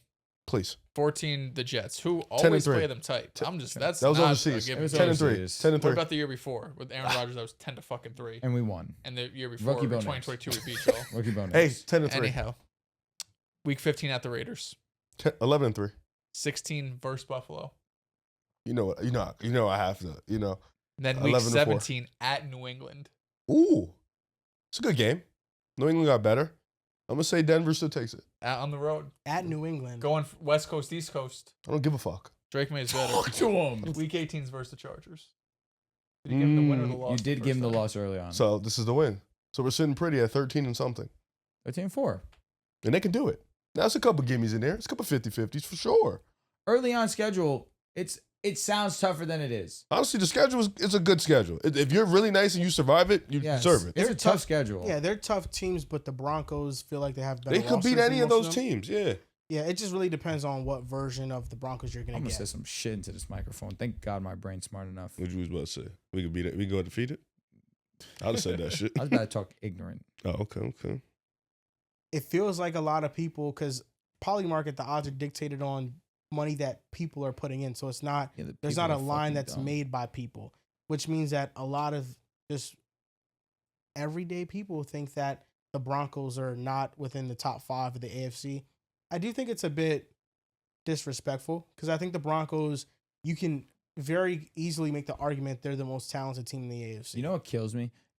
All these comments talk to me about like how I'm a Broncos glazer, tired of hearing about the Broncos, da da da da. Have I been wrong? I talk about the Broncos. Have I been wrong? Talk. I haven't been. Have- Fucking Broncos were the best team in the league last year. The number 1 seed. Fire. Went to the AFC Championship. I wouldn't say We you're the beat best team in the league. last year. Seattle. Fairs. I said best team in the AFC. Anyway, you were okay. dick riding. Yeah. My AFC. God. He doesn't know what At that feels first, like you anymore. did say best team in the league. Yeah, you did. Well, we had the best record last year. Okay, but you weren't the best team in the league. Why What though? were they, You the didn't win second Super best? Bowl. Well, Bo Nix broke his ankle. Okay, even still, Seattle was better. Why? Their defense was ungodly. So was ours. Not to their level. We turned Josh over 5 times. Their defense was He still turned better. himself over like twice. Josh Allen did a lot of dumb things. He did a lot of dumb shit, Yeah, actually. a lot of shit he shouldn't be Lot of doing as dumb an shit. adult. Yeah, You get 5 turnovers and you guys still allowed like 30 plus points. yeah, I ain't gonna lie. He poured Josh 40. is Josh. 30 points. That's like Sam Darnold. I'm sorry. That's like Matthew Stafford against Seattle when he scored 28. But at least didn't get 5 fucking turnovers It's a against the fact. guy. Exactly, Let because that Matthew happen. Stafford is good. Okay. But still, I'm just saying, you get 5 turnovers and you still give up 30? That means you really was never stopping them. We did stop them. when you got the turnovers. Yeah. Yeah. Exactly. Other than 5 that, it of was just them. touchdown, touchdown, touchdown, touchdown. But the defense was pretty bad. That I definitely game. think Seattle's defense was better than you guys last year. Yeah. By how comfortably. much, bro? A fucking I mean, pube? I No, don't it's know. pretty comfortable. I think it was pretty comfortable. What did they have that was better than ours? Defensive line, I think, was better Huh? Yeah. overall. Yep. The interior and the edge The rush. Zach depth they Nick had. Cooper? Byron Murphy, Jerron Reed, Why are you struggling? He said it pretty fast. Well, I'm a Broncos fan. Seattle is. Boye Mafe. Yeah, there you go. Their They- secondary is you nuts, didn't- too. You didn't even mention Leonard. Okay, You know, our Leonard secondary is nuts as well. We had the best in the world. Theirs is better, Spoon, though. Spoon was fucking great. Even Warrior's fucking great. Woolen Brandon got benched. Jones. Right, Tariq Woolen was Josh fantastic Jobe for them. was awesome. Josh Jobe was like, they were there. I think schematically they were just the Kobe best in the Bryant. That is where you made the best point. They have the best defensive mind. You didn't have a better defense than the Texans. league. I also The think Texans were the too. actual best Yeah. defense in the league. I That's think the those best two defense in were- the league. I From, think that was the from a best. talent perspective, yes. The Yes. Well, they Texans have were- both the talent and the numbers. Correct. You're right. They have a Correct. great scheme. They They're have great perfect. talent. Literally. They're perfect. But yeah, no. Because our linebacking, Yeah. that's where I give the edge to Seattle. Our linebacking core is. I think average. their secondary low key better than yours outside of PS2. Well, the thing is, Brandon Jones is a star. Yeah, Jaquan McMillan is an underappreciated They have star Lassiter, in the though. making. and they have Riley Jalen Moss. Petra, like, You like that shit? Underappreciated star in the making is nuts. What's wrong with that? Call that just that combination of words to describe a player. It's so accurate. He Talk- won us the game talk your against shit, the bro. Bills. Talk your shit, He bro. took the ball away from Hall of Very Good Brandon Cooks. That was very much Hall a of very 50-50 good is funny play. as shit. And he made it- Underappreciated and he star won in it. the making. What other underappreciated stars in the making? Jalen Coker. DeMarvin Overshawn. So it's just guys that are like not stars at all, Correct. but are just good. I mean, did you know vocabulary? Does you he? know what words mean? Does he? Define those I don't words think as they are Jaquan put McMillan together. or Jalen Coker are gonna be stars. Okay, that's your opinion. Fair. I mean, I can't say anything If about that. Jaquan McMillan was in, well, he is in Madden, but if you're looking at his development trait, is it normal or is it star? He's got what is the Normal. It's normal You star. have X Factor, you have Superstar, you have definitely star, you have not X normal. Factor. Probably star. Fuck. He's a ball hawk. He's a ball hawk. That probably would be his hidden development in Madden. Probably would be star. A star. Definitely not X Factor. I tell you what, man. If Riley Moss just didn't fucking get embarrassed every week because he's just that man is lockup. He's pretty great He gets picked on. because he's opposite side PS2. Can't pick on Cromartie PS2. ain't get picked on. He didn't. I mean, Cromartie also is So much better than It's like a Riley top. Moss. Five, he was Not like 4 or fucking- 5 in the league. The Gene don't get picked on. We have the He better maybe white has boy. moments, but you know that's like against Pickens. But you feel Riley me? also is not getting picked on like that though. Well, if you guys are getting torched, 9 times out of 10 is because Riley Moss is having a bad game. Not really. The middle of the field also just be wide open because we don't have linebackers that can cover. Yeah, I think, but that's to the point that I think the Seahawks defense is better. And that again, like I said, the linebacking core is where they separate. Even though, like, if the Seahawks and the Broncos match up in the Super Bowl, I don't think you really feel confident in either offense. I think you don't feel very confident in the Seahawks offense against that defense, and you for damn sure don't feel confident about the Broncos offense against the Seahawks defense. I'm sure they said that about Bo Nix going up against the number 1 pass defense in the league. So it would have been a close game. It would have been The a close Bills. A fake ass defense. Statistics don't lie. Yeah. I'll say this: it would have been such a better game than the shit we watched. I think so too. Because Yes, that for offensive sure. line that the Patriots put out there was. No, it would have been a fun Super Bowl. I don't remember shit from this past Super Bowl, honestly, bro. There's nothing to remember. What I do Very remember convenient is of you not to remember anything. PS2. I was rooting for the Seahawks. You're a sicko, Wearing the shirt bro. right now. Yeah, I know. You're a sicko. I say bro. this. I do think Ken Walker still has a good game against us. Yeah, I think so too. Because James Cook was having a good game against us. Thank God they didn't run him more. Of all the teams in the AFC that I feel like is a dark horse to contend, I think right now I'm kind of putting my stamp on the Texans. Joe, welcome. Mm-hmm.